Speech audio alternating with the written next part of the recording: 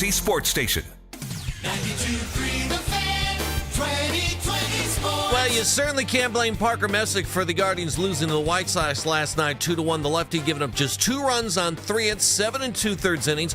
Messick also struck out a career-high 10. Skipper Stephen Vogt on the job done by the young lefty. That was really special. I mean, obviously quick, efficient, kept his pitch count down, really kept him off really from doing anything. Obviously, they manufactured the 1 run, and then the home run, 8 2/3 or 7 2/3, 2 runs. You can't ask for much more than that. However, despite all that, Messick still takes the loss. Guardians have dropped 3 in a row. Guardians also fell out of first place, now a game behind the White Sox in the AL Central. In the loss, Khalil Watson, 2 base hits, including his first Major League home run. However, Cleveland leaving 7 runners on base, 0 for 6 with runners in scoring position. Cavaliers did make a selection last night at the NBA draft, but he didn't stay long. The Cavs used the 29th overall pick on Alex Caravan out of UConn. The Cavs then traded his rights to Sacramento in exchange.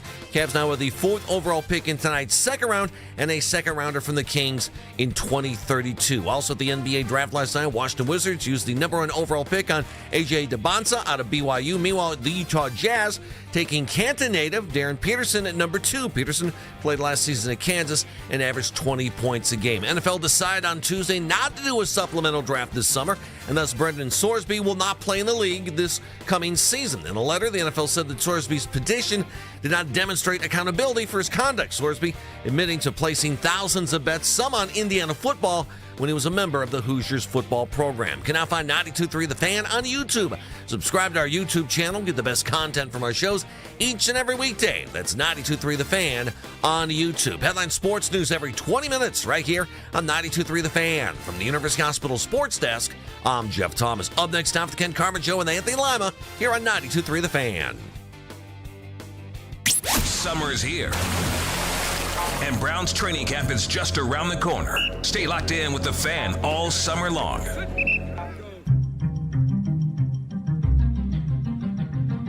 The Ken Carman Show with Anthony Lima. When quarterback Brendan Sorsby applied for the supplemental draft, the first question was whether or not the NFL would accept his application. The NFL has rejected that application and decided not to hold a supplemental draft. Well, I think more than anything, it's the league putting their foot down. Under no circumstance, whatever you did prior to coming to the NFL, will it affect the integrity of our game and the outcome of how we're going to do our business. We're not going to cater to anything that's happening in these college atmospheres, and you're not just going to be able to brush those things by. The one thing we know for sure, the NFL is a tightly run ship, and you're just not going to skate through. I'm not shocked because the NFL is not going to go lightly when it comes to gambling. The NFL strengthened its personal conduct policy in 2023 very quietly without opposition from the union in order to apply conduct discipline to those pre-draft eligible. This is Cleveland's Sports Radio, 92.3 The Fan.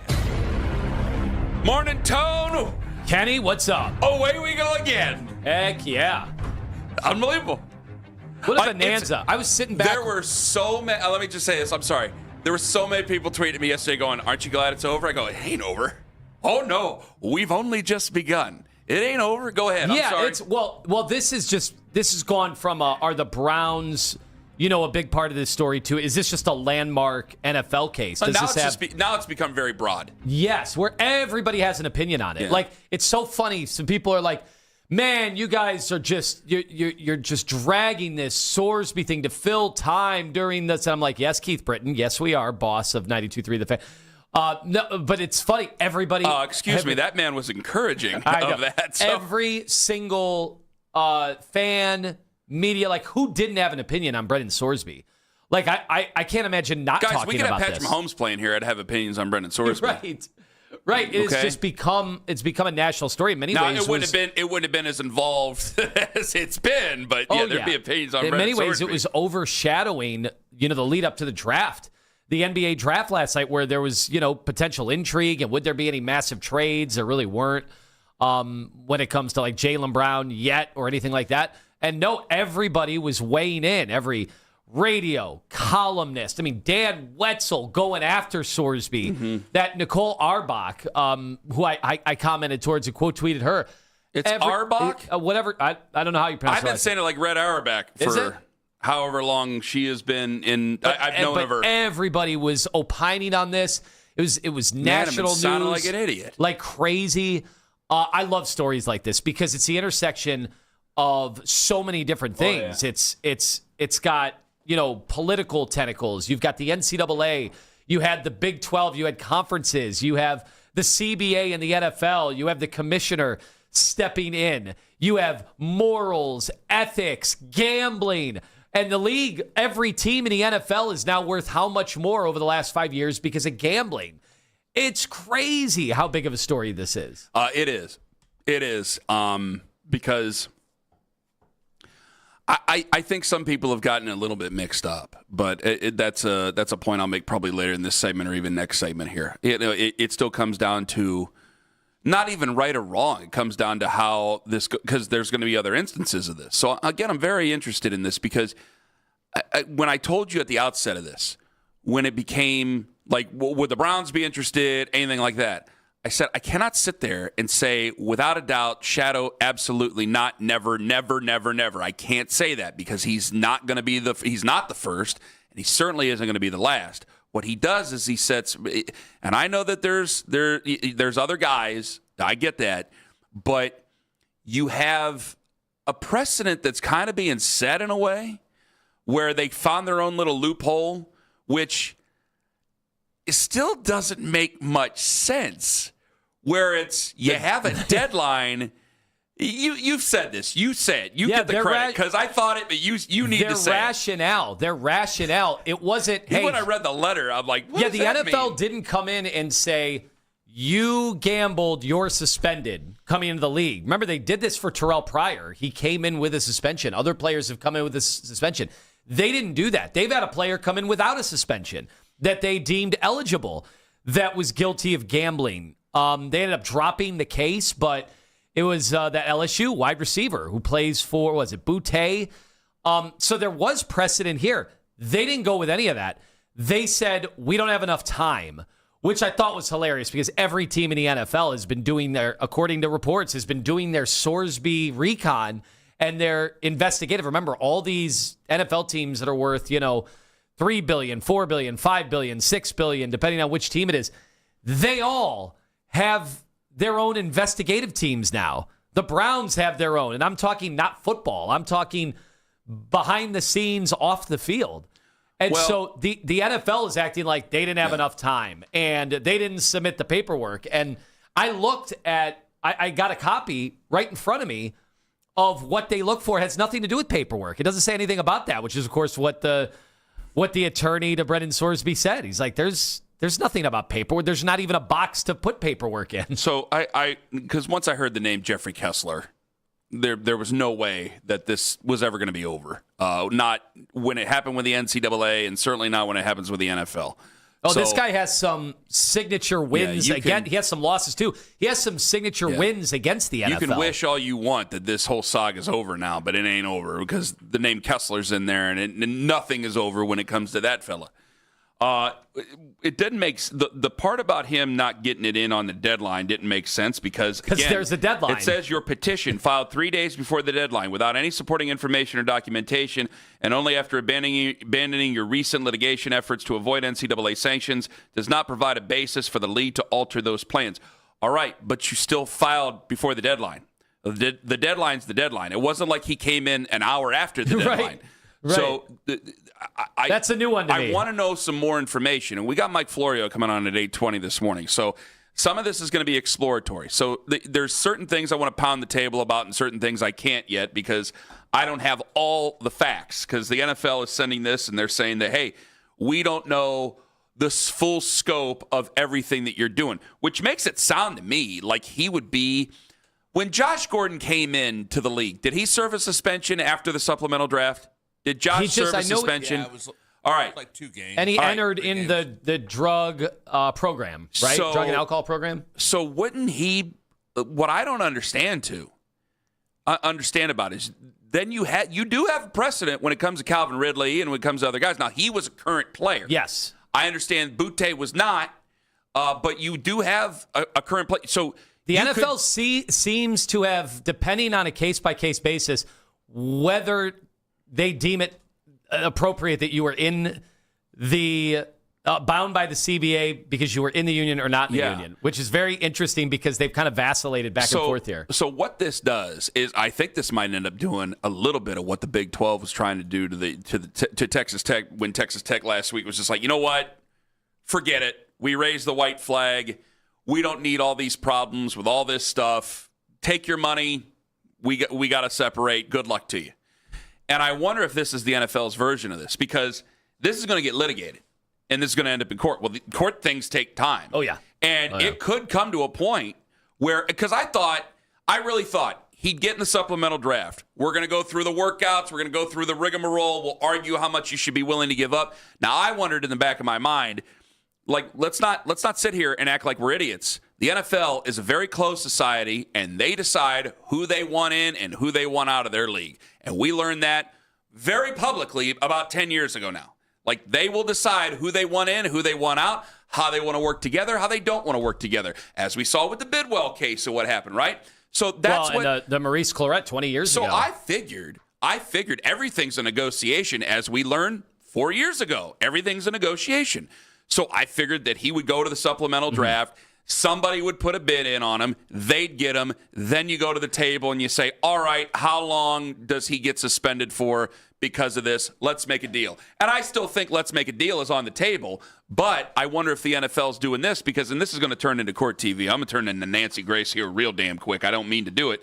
Because this is a long letter. And there's a lot of legalese here. And it looks like this can be very slippery wizard stuff to get the NFL to just be able to litigate this and to make it so arduous where Brendan Sorsby, we might get to September and he's just going to go, you know what, this ain't worth it. I'll see you at the draft in 2027. I'll play nice with the NFL. Our lawyers should play nice with the NFL. I got to go work out. I got to get ready for the draft.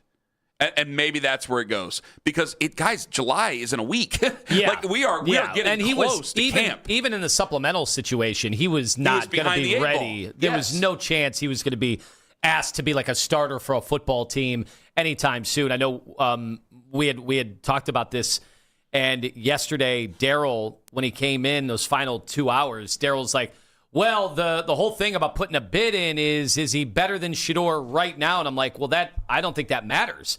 And he's like, well, sure it matters. And I was like, well, he's a prospect who may not even be available at the start of the year. So I don't know how relevant that really is. But either there's guys who are going to be prospects. There's guys who are going to be first-round guys. This is going to open up a can of worms. There are guys who are going to be first-round guys in April that, as of right now, were not better than Shedeur in college. Yeah. Okay. I agree with you. So we're good with that. Yeah. All right. For sure. I don't want to make two separate arguments here, two separate things. Sorsby doesn't have that experience. And that's kind of what I was getting. That's what I was getting frustrated with. Is I thought there were a lot of silly things being said about the hypocrisy of the NFL. And we'll get to that coming up in a bit. But I thought it was ridiculous, and I called you out for it, and we had fun with it, fighting over it, where I'm like, why are we moving goalposts for this guy? And why are my mentions in calls moving goalposts for this guy when you didn't know who the hell he was in December? All you heard is that Albert Breer, who heard it from a scout, tell you that he could be a top 5 pick next year. Well, as of right now, he's not. And we were conflating that with, well, he's top 5 talent. He's not a top 5 talent because if he was, he'd have been in the draft. No, I'd say he had potential top 5 traits. He has potential top 5 traits. Yeah, that's very in different 2027. From he has proven any of that today. But what do we know about teams in professional sports? They oftentimes, almost exclusively, you could argue, they draft on traits. Yeah, of course. But that's still a 2027 thing. Because you could say he has first-round traits. All right, you're going to spend a first-round pick on it? Hell no, I ain't going to spend a first-round pick on it. I mean, there's plenty of guys that... But that's what was different about this specific situation. I mean, Drew Aller was taken in the 3rd round, and their whole thing was, we'll deprogram him. He's got all these NFL traits. We'll be fine. That's the whole selling point. Yeah, Drew Aller had himself a year prior... his own draft to determine those things. Who knows where he would have been taken, right? That's the thing. That's the whole thing. Normally that's how a draft works. There are other players. There's opportunity costs that goes with it in that direct draft. The supplemental, it's not that way. You either, you bid and you're in or you're out, and that's it. And you have no other players to investigate or to fully vet.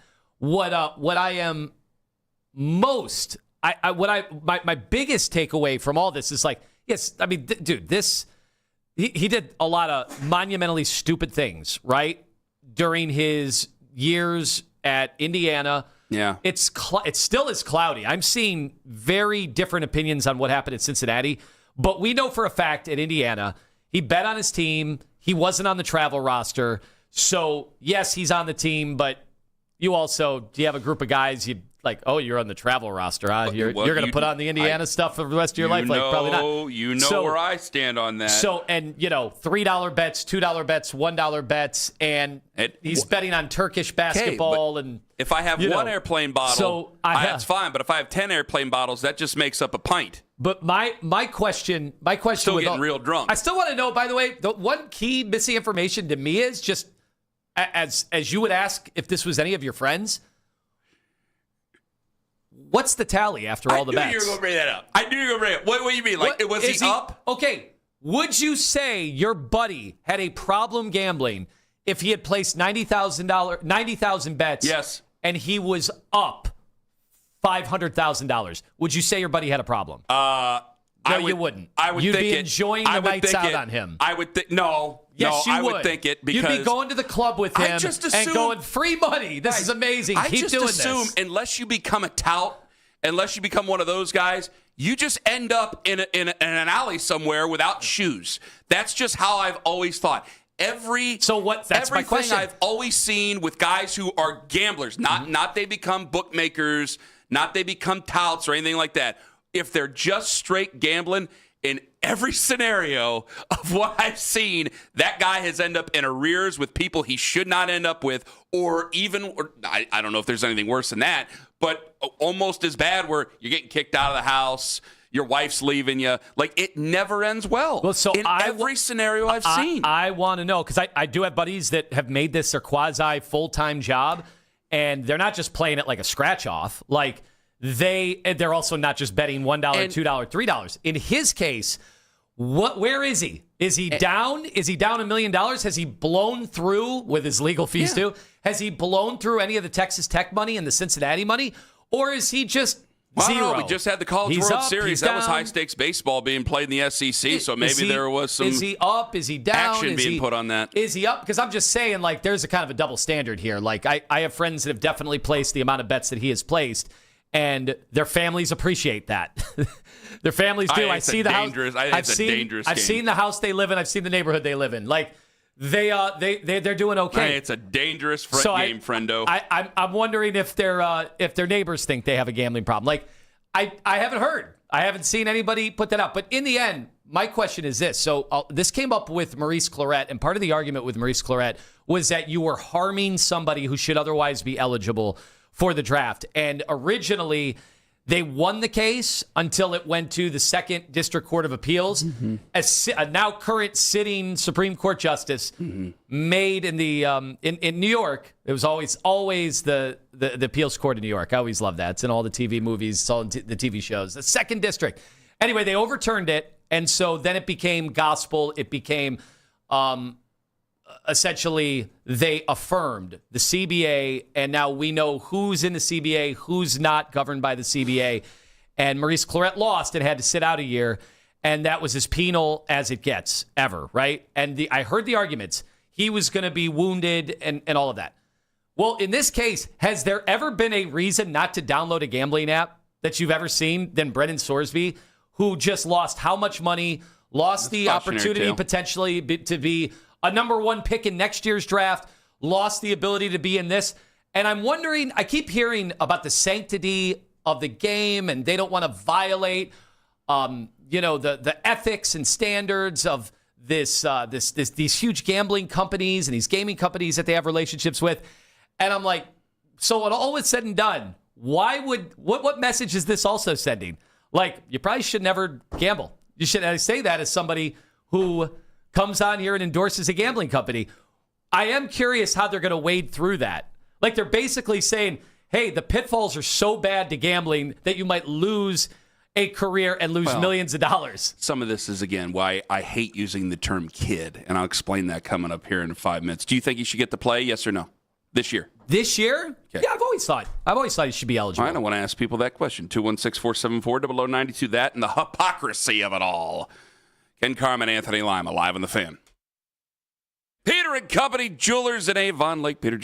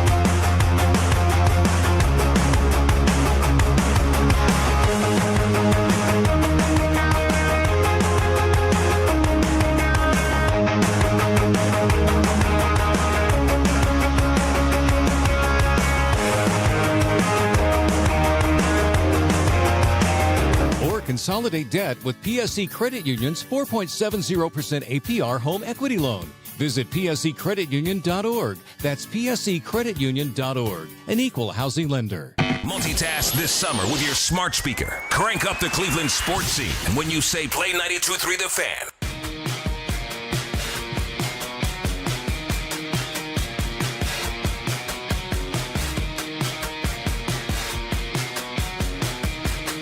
.720, Denny Cunningham going to join us. Guys, I think we might be falling into the same pitfalls we did with Darius Garland with Donovan Mitchell. Let me explain. Because I heard something yesterday afternoon. I went, I like that you're trying to make the team better, buddy. And I know you're not trying to give away Evan Mobley, and I know a lot of people don't want to. I respect the position. Usually we talk very disrespectfully of each other. I respect the position. I respect you trying to make him better. I respect you not trying to just stand pat. But I think we're running into some of the same problems, and I want to run that by Danny. I'm going to bring that up here at least by 7, because these Sorsby conversations, they take off. Like, I'm hearing a lot about the hypocrisy of all this stuff. I don't want to play the Breer cuts from yesterday. We'll get to that here in a second. You know, I brought it up to you, and I've been saying this the whole time. Like, just because I understand he's 18, all right? I get all that. When it started. Yeah. All right? But I still don't have the facts of when he stopped. Mm-hmm. That's and important. Because I don't have the facts of when he stopped, he could have said, for whatever reason, he could sit there and claim ignorance and go, I had no idea. I stopped 4 years ago or 5 years ago, however old he is now, and I'd be more apt to believe him. But I don't have those facts. I got his own agent saying Cincinnati knew about this. What did Cincinnati know about? And the Cincinnati stuff is he wasn't on just the travel or the non-travel squad at Cincinnati. I have seen conflicting stuff on Cincinnati. I've seen some allegations that he did bet on his team was on Cincinnati, so this would be different. He had a role on the Cincinnati football team, obviously, much more than just, the whole argument. He was just sitting in his dorm room. And the other thing was I've seen it was daily fantasy. It was doing a bunch of that. So I do think that needs to be clear. Well, see, this is why I fight it. I mean, we had an NFL head coach sit in here and have no problem over the course of 40 minutes on and off air, talk about the ponies. Oh yeah. And how he knows the rules and he goes out of his way. Why can't I expect? I know he's 18. I know the kids are stupid. Excuse me. I know young men tend to be stupid. He's an adult at that point, according to the federal government. I understand that there's a tendency to be dumb. But if then you aren't hammering it into his head, and I don't believe that was Kurt Signetti at the time, but if you're not hammering it into every single one of these players' heads of what could possibly happen, the kid is dumb for doing that, and you're negligent and not telling them the full scope of everything that could possibly go wrong. Because everybody knows that, the guys are going to hit the tables. Guys go up to Windsor. It was a different time in our generation. Mm-hmm. They're going to hit the tables. They're going to do some things. Young guys are going to be young guys. That's what young guys do. Okay, fine. But, you're not working summer landscaping. Okay, you play for Indiana. I know you're not on the travel squad, but if the fifth guy goes down, you're in. You're still part of it, and you can still cause problems. You and I had to deal with this with a friend of ours not too terribly long ago with guys who weren't even on the travel squad. It doesn't matter. You got everybody in trouble for what you did because you should have known better. And they had to pay the fiddler for that. Hell, it opened up an opportunity for a guy who might be playing at Penn State this year. So I bring this up for this reason, is we keep talking about the hypocrisy. There's still the personal responsibility. Like, guys, we cannot sit here and act stupid about all this. Like the NFL, in its classic sense is hypocritical, but it's also like, welcome to American business. Like Lima, all right, you're 45 years old. All right, I'm getting ready to hit a milestone age, and Facebook knows so because I keep getting so many damn Blue Chew ads, which I'll talk about with Jason or Daryl coming up later this week. I represent, in my 20s, on this station, I represented, and every radio show host in this city, I'd say every radio show host in any major city has represented a liquor brand at one point. I represented a liquor brand. Okay, well, I can't sit there and yell about the hypocrisy if I get too loaded up one night, my wife has to call the cops. I have to deal with that. And because everything like that can lead to something bad is supposed to be done in moderation.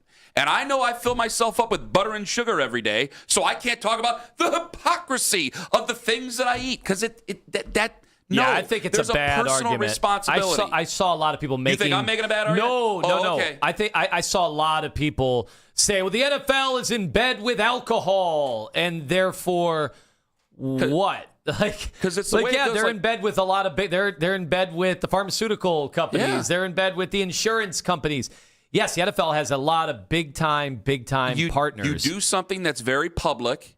That makes you a representative of a public entertainment entity, and if you've acted out of line and they feel that you are not worth the risk, you're not worth the risk, you're going to be subject to either their punishments or expulsion from what they do. And it's just that simple. And some of us, I mean, we're getting up on our soapboxes here, and I go, God, why are we... I'm not talking to 15-year-olds here, guys. You guys are all grown men going to work. You guys know all this. So it's like, there's no reason for me to get up on my soapbox about that when you guys all know that. Well, to me, they're not, the grown men driving to work today aren't stupid. It surprised me, like, you wouldn't allow your players to openly drink, during the games, before the games. Well, you guys got Bud Light up on the like, right. Well, that doesn't matter. Right. I thought that argument totally missed the mark and was kind of silly. Like the NFL has all these different partners, a wide array of businesses. They should have rules. I've never said that, like Brendan Sorsby is some total victim in all of this, even after this suspension. Like, look, the NFL does have their rules, and you also have your lawyers, and you can figure that out. I had no problem, by the way, with him lawyering up. People are like, around every turn he lawyers up. It's like that's America. Like we have people in very high places in this country that lawyer up at every turn because they can lawyer up at every turn. It has made him an unsympathetic figure. And that is what, to me, is the most surprising or the biggest difference from someone who covered the Maurice Clarett case and lived through the Maurice Clarett saga, is he was, even after he had taken all the impermissible gifts, which originally was allegedly, but it was him taking impermissible gifts, he was looking to lawyer up. He was trying to dodge any of the consequences in college and trying to keep all his money and what he had gotten. And he had also, I thought, lied about some of his treatment at Ohio State. And yet he was a sympathetic figure 20 years ago. There were people across all sorts of demographics who were taking it up for the player against the machine. And what's so fascinating about Sorsby is you guys have sided with the machine, NCAA, and have sided with the NFL. Because they knew it wasn't a job. The biggest now it's of a job. machines. Now it's a job. So is it because he's gotten paid money? That's exactly right. That's the only difference? Because he's got money in the bank and an opportunity. We don't know how much money in the bank anymore. And in Terrell Pryor's situation or a lot of those other situations, like, you could try to put money in that bank, but you really shouldn't be putting money in that bank because we don't want to know where that money came from, whatever sandwich bag you got it from whatever booster. Also called the good old days to some fans out there. Like, that was a different set of circumstances. And there was a big argument about players not being able to make money off their own likenesses and all that other stuff. All those arguments are done. Now it's just how do you try to put toothpaste back in the bottle, which you ain't going to be able to do so. So now it's basically, hey, you get paid just like anybody else does. And you do a public thing, not like a lot of people do. You are special in that case. There's how many millions of people here? You are in a special case. You're well known in what you do. So you have to represent that better. And more is expected of you no matter what. That's the American way. That's personal responsibility. That's what adults do. Whether you're 18, whether you're 47 years old, you're still an adult. And that's where I won't give him that quarter on that. However, that all being said, I don't think he should never be able to play football again because I think we're going into a different area. Before, it was extremely clear, like when Pete Rose played baseball, managed baseball, it was extremely clear, and they didn't get the full scope of things. I do think throughout the entire working of that case, I do think that Pete Rose signed some things he might not have known he was signing. I'll grant him that. But I think that that's a different scenario. Now we're more open about it. Now you have to set a precedent. And I just think that this becomes a great big fight to slow things down, to eventually make him go, yeah, you know what, I'm just going to play nice because I'm going to work out. I'm not going to have any negative stats against me. Because if you're Brendan Sorsby, you're looking at it going, all right, if I can't get back in the NFL at some period of time here, I got to go on the offensive. I got to go on the offensive going, I'm a change man. I have not bet since this, and this time. Yeah. The workout videos, the Instagram videos, bring in the film crew. God knows we've seen them do it right there while they do it in front of us, which is crazy and bizarre, but kind of fun. Bring in the film crew, show the workouts, because you know what? I'll bring out the list while Julian Sain goes out there, and God forbid I don't want him to. He seems like a nice enough young man, but if Julian Sain throws 2 picks, guess who didn't throw 2 picks that week? Brendan Sorsby. If Lenore Sellers throws 2 picks that week in a loss with South Carolina, guess who didn't throw 2 picks that week? Brendan Sorsby. So his name will continue to go up. I wonder. I wonder. He's cost himself first round with all this. But there's a world where this is unrecoverable. This is a world where this is the end of his football life outside of the peripheral leagues and whatnot down the road. But I don't think he should be banned for life. There's other things that happen. He's not going to be. He's going to be eligible a year from now. Yes. But does he recover from being out of sight, out of mind? And, where did Maurice Clarett eventually end up getting drafted? But because of their partnerships, I think the NFL, while you can call it as hypocritical as you want, not you necessarily, but anybody else, the NFL is forced to carry a heavy hand here. Because I think what Albert said yesterday was very, very true. Like a lot of people make money from this. A lot of businesses make money from this in this business. A lot of entities do it, and they have to protect it no matter what. And if one guy has to become the poster child for that, they will make an example of him. I just thought we had our poster child. I thought we had the kid from LSU. Yeah, this is a quarterback. This is a quarterback. So that's the difference. But it sucks. You can bet all you want as long as you're not a quarterback. There's wide receivers. This is a quarterback. I don't know how that stands up in court, but that is interesting. Well, Jeffrey Kessler, surely. Hopefully he's listening to that. He'll play this for everybody. All right, coming up, I want to get to you guys. There are people in here about whether or not he should get to play. 216-474-0092. And I got Danny Cunningham coming up for everybody at 7:20, host of Locked On Cavs, Inside Shot on Substack, 92.3 The Fan. I worry we're starting to fall into the same pitfalls with Donovan Mitchell that we did with Darius Garland. Let me explain. Coming up in 20 on The Fan. For 4 generations, the Spitzer families believed in fair pricing and honest service. That legacy continues with our drive-in to traditions.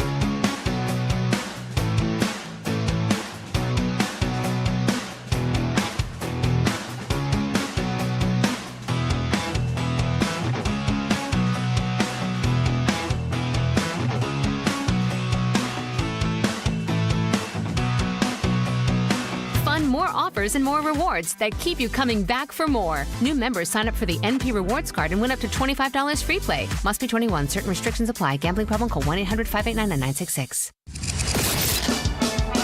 The best Guardians coverage is right here on Cleveland's Sports Radio, 92.3 The Fan.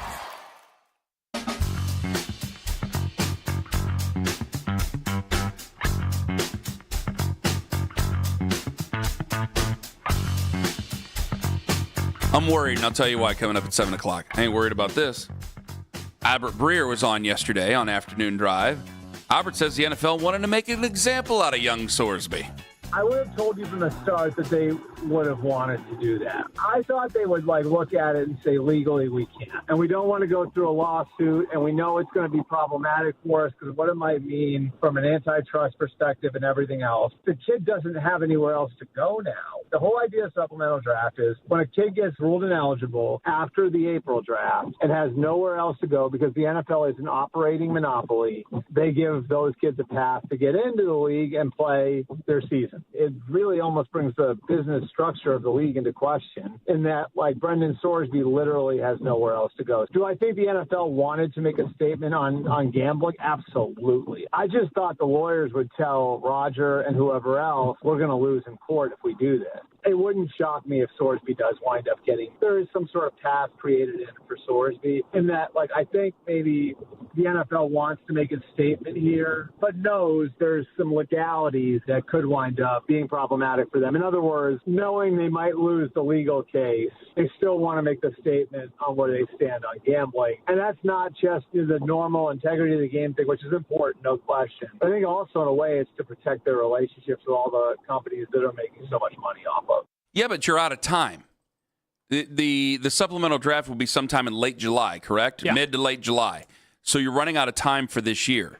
So you got to, there has to be a draft process of some sort, a bidding process of some sort when you first enter the league as a player that's right out of college. Now, I got to look through some of the other rules and things like that because some people have brought up, well, can't they just sign them off the street or something?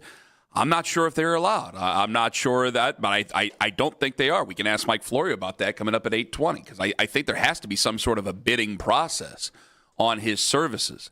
And you have to be able to not just give him money. You have to be able to give up something to the other teams, whether it be picks, to the league, whatever, to be able to get his services. But, again, I'll ask Mike Florio about that at 8:20 because that gets really wonky.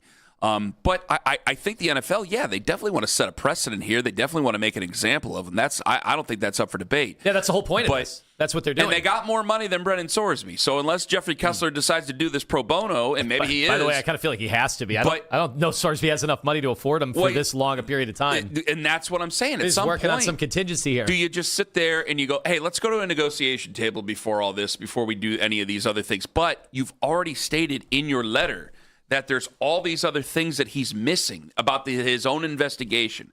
They say that to me is on the NFL. I mean, they say he's not been very forthwith about what he did, contrition, anything.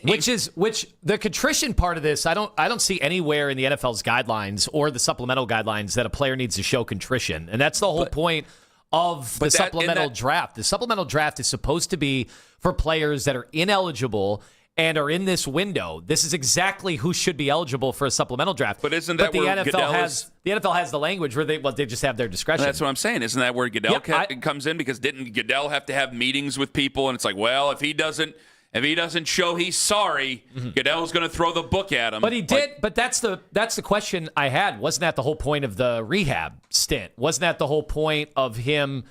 Has confirming he come out those and said many things? Has he said he's sorry? I thought he did with the NCAA. I thought that was the whole point the NCAA. and why they went after. Well, okay, has he thrown himself at the mercy of the NFL? I'm serious. Yeah. The NFL wants their pound of flesh. That's what I'm so confused about. Is these NFL teams that are valued in the billions all have their own legal teams and all have their own investigators? Why didn't the NFL? I kept seeing the NFL is saving NFL teams from themselves. It's like, well, that's up to 32 NFL teams. Why are you not just punting the discretion to the NFL teams to then figure out if he has character concern? That's what they do in the NFL draft. Why isn't he allowing the NFL teams to do that here? I got to find out. Hopefully Florio has a better answer. Joe and Avon, you're first up in the Fan. Hello. Good morning, gentlemen. How are you today? Doing well, Joe. Go ahead. Okay, real quick, I just wanted to let you know that I feel like the wigmaster at George's and I'm getting so much done today. I just wanted to start with that. Okay. But my point with Sorsby is he 100% has to be accountable. And I think the lawyers speak out of both sides of the mouth, rehab, all this stuff. They're covering their bases. The kid has to be accountable. But I feel like the NFL is definitely, they are a holier than thou institution. I mean, they pick and choose who they want to do. We look at Robert Kraft, you look at other things, they're not going to go after situations that are going to hurt them. They're going after low-hanging fruit, which they need to. But to me, they look like they have egg on their face, And if they actually 100% with the agent, they were told they were going to be part of the supplemental draft, and they're just pulling out the rug to make themselves look better. I don't like that. But this kid, he's an adult. He didn't place 2 bets. He placed 3,000 bets. So I'm halfway in between. And then, the NFL, they're untouchable. But to me, I don't like how they're handling it at the end here, but he certainly needs to pay the piper. Well, he's definitely done that. Right now he's doing that. He already did that the moment Joe, thank you for the call. That the NCAA essentially kicked him out. Yeah. And he coughed up how much money, they talked about the legal fees already that mounted up. And, again, he's not the victim. Like, I'm not trying to make him be the victim. He monumentally stupid things that he did when he was 18, 19 years old. And then, it's debatable after that. And I think a lot of people fall under that. He's paying the price. I mean, you can't argue he's not paying a price. He was paying a price, even if they would have allowed him in the supplemental. He wanted to go back to college. That's what he wanted to do. He wanted to go back to college and be in the 2027 draft. So I don't buy that the NFL is like, he did everything he could to flee the penalties of. No, he was going to work under the suspension, the 2-game suspension in the NCAA. Yeah, he found a judge. Well, welcome to the United States of America in 2026. Find a judge that agrees with you and have the money to pay for lawyers. That's how this country works nowadays, unfortunately. Wow. My cousin Vinny. No, I basically, it's weird. We used to fight tooth and nail about this up till basically yesterday. We didn't actually talk about Brendan Sorsby much at all yesterday, but I don't think we did, actually. We used to fight tooth and nail about this. Now this has become such a bigger scope thing. I just kind of want to see how it goes. I kind of want to see what the NFL does. It's a fascinating The NFL story. Is going to be sued. I'm sure they'll counter-sue of some way, and I personally, if I'm predicting anything, I think that he just probably has to get ready for the 2027 draft. I think they're going to drag this out as far as they can until the point where it's like it does you no good. It does you no good to fight this. I just think the NFL get ready for next April. I think the NFL could have sent a message and also used this as a more positive cautionary tale and had him. I thought the NCAA could have done this too. Like, why not use him as the poster boy and say, allow him in the supplemental, but then also why not use him for a campaign to talk about the pitfalls and the dangers of gambling? That yes, it can be a recreational, fun thing. It can also be. It could also go down a really bad path. Instead, what they're doing is they're taking his livelihood away for at least a year, and then he may never recover from this. I think, and I worry, that we might be falling into the same traps with Donovan Mitchell that we did Darius Garland. Please hear me out on this. That's in 5 on The Fan with Danny Cunningham at 7:20.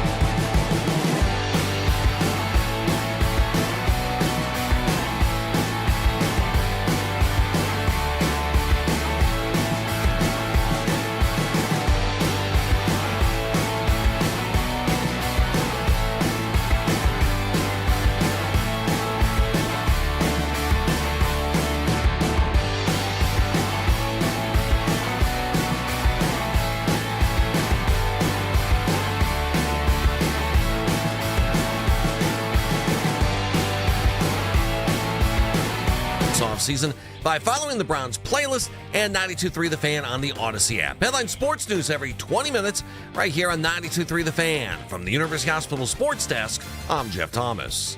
Your day isn't complete unless you know how Cleveland fits into the national sports scene. It's the Afternoon Drive. Weekdays starting at 2. 92.3 The Fan.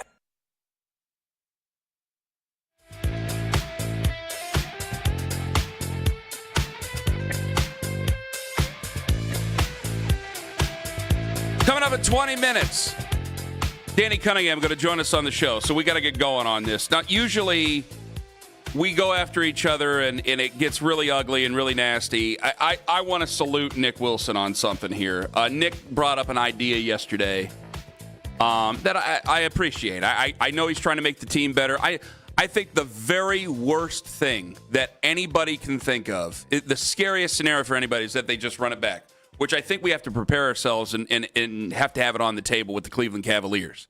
All right? Now, we got Mike Florio joining us at 8:20. We'll get back into the Sorsby stuff coming up right before that. But I got to bring this up. Like, you have to be mentally prepared that you got to have another team to do it. And I've been saying that now for the last month since the Cavs have been bounced from the postseason. But now, Nick brought up yesterday a trade scenario that actually a lot of Cavs fans seem to enjoy. My first trade offer to Boston would be Donovan Mitchell for Jaylen Brown straight up. And that's no disrespect to Donovan, because Donovan is a great player. But I would rather Jaylen Brown and Evan Mobley as the core of this team for the next 5 years than Evan Mobley and Donovan Mitchell, or Donovan Mitchell and Jaylen Brown. Donovan and Jaylen play different positions, but both do require some ball in their hand. You alleviate Boston's logjam on the wing. I think Donovan can act as somewhat of a point guard for them. He becomes their second best player to Tatum, and I think he's at the point where he'd be willing to accept that to win an NBA title. Jaylen, I think, forecasts better into the future of being able to be the same player 5 years from now as opposed to Donovan. And I think he fits better with Evan as well because he's a little bit more pliable, having made more sacrifices in Boston than Donovan's really had to make here. I think it's a no-brainer from both sides, by the way. So I'm a big Jaylen Brown fan. We've all talked about it. I appreciate what Nick's effort is. Now, I don't know how the money adds up, but that might change because of James Harden's contract. All right? And I know we got rid of our first-round pick last night because we basically can't afford to have a first-round pick last night with the Cavaliers. So that's interesting and fun. I think we might be stuck, though. Like, there were a lot of fans. There were some fans who were mad at Nick. How dare you even think Donovan Mitchell you would go on from him? He's just trying to make the team better. Jaylen Brown, I think a lot of people would say Jaylen Brown's better, but I actually think it's somewhat negligible. And I had to think of, all right, after the money, why would the Celtics make the trade? I don't think the Celtics would make that trade. I don't think the Celtics would do it. And I think that, let me ask you this, do you think the Celtics would do it for Evan Mobley? I think. Albert Breer was asked. Albert said yes. Now, I know Albert's a football guy. I think they would. You think they would? Yes. See, this is the problem we're in. I think we're starting to have the same problem with Donovan to some degree that we did with Darius. Not that Donovan's always hurt or anything like that.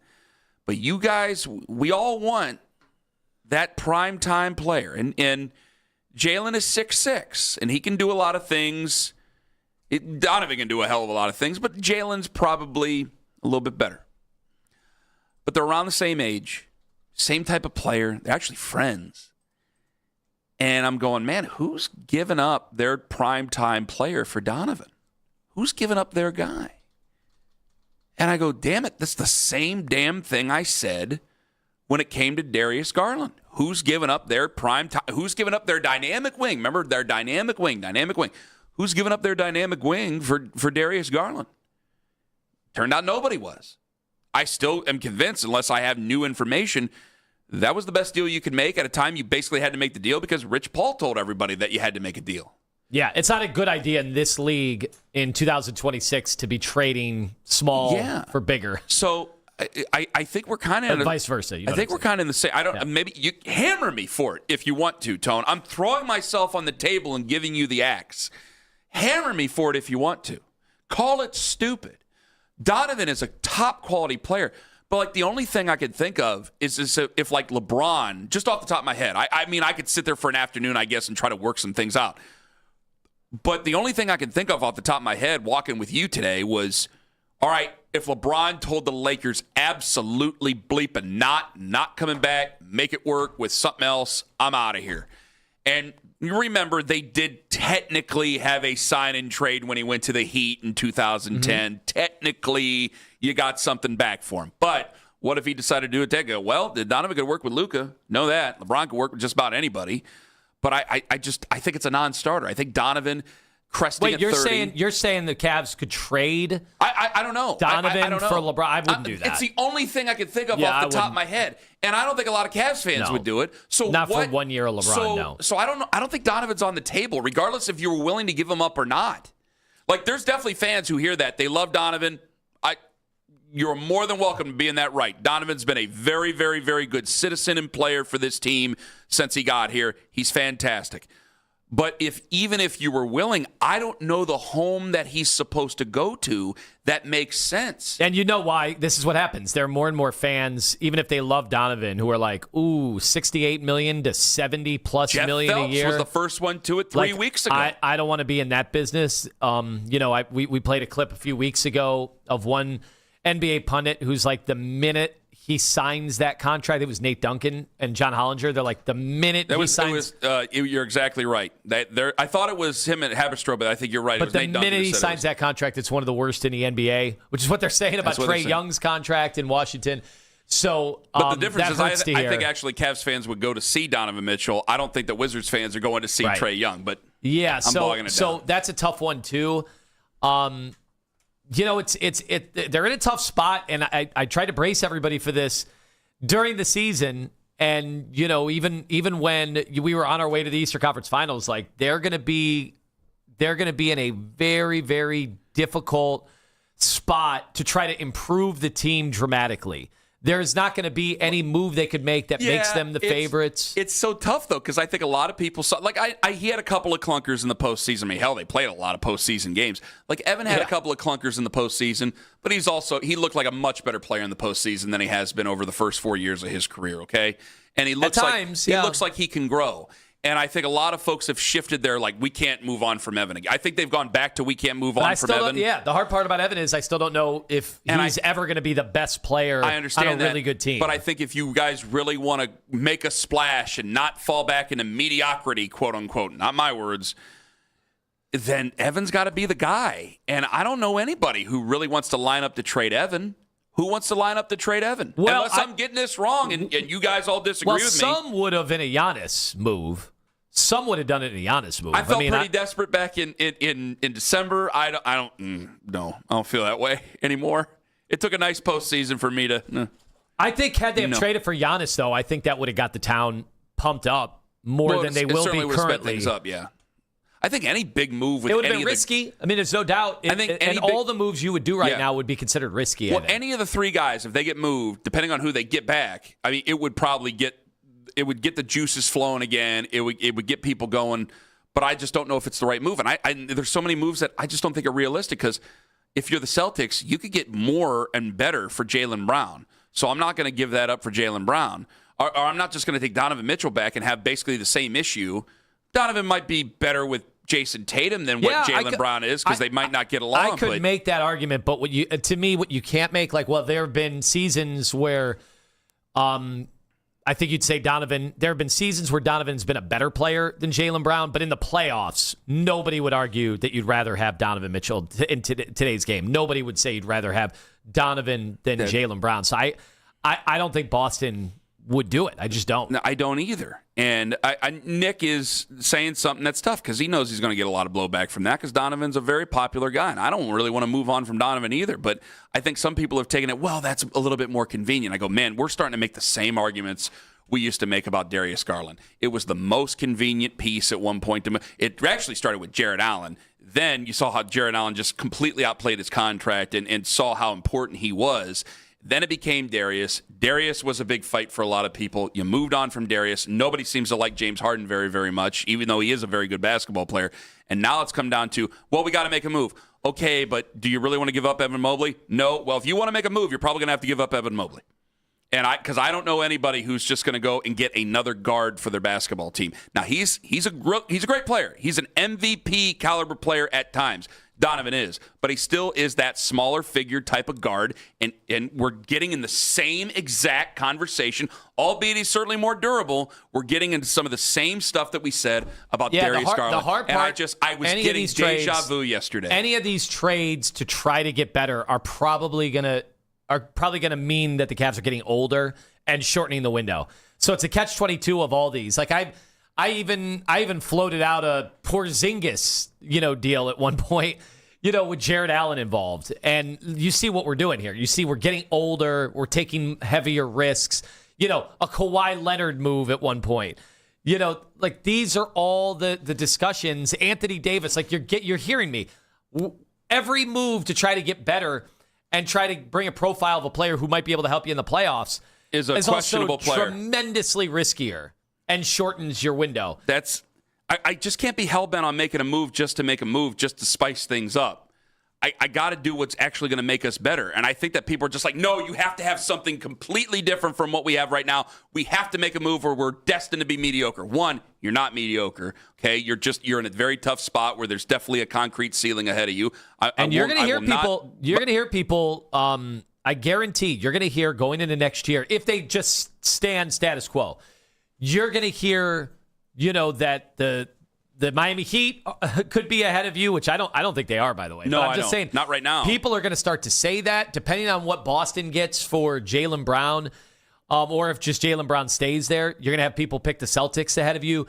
The Pacers, I think you're going to have people pick them. They're going to be like, Tyrese Halliburton healthy, and the last time we saw him healthy, what did the Pacers do to the Cleveland Cavs? I do believe more about the Pacers than I would. Now, I know that their roster has changed. Yep. I got to tell you, though, I want to bring this up with Danny. And then, obviously, the Knicks. People will say that the Detroit Pistons, just by virtue of being a year later, and they're probably going to try to add a big-time weapon, and they're going to be able to do that. I think Miami actually might be a big problem for us and our roster sooner than I think. I want to run that past Danny coming up here in 5 minutes. Danny Cunningham joins us coming up at 7:20 on The Fan. Northeast Ohio fence.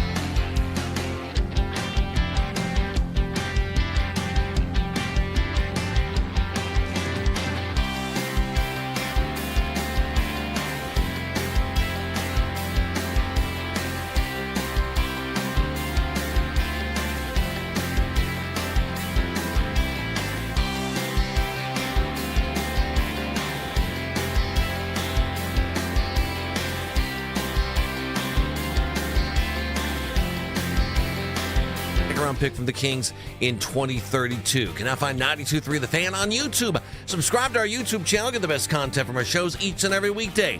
That's 92.3 The Fan on YouTube. Headline sports news every 20 minutes right here on 92.3 The Fan. From the University Hospital Sports Desk, I'm Jeff Thomas.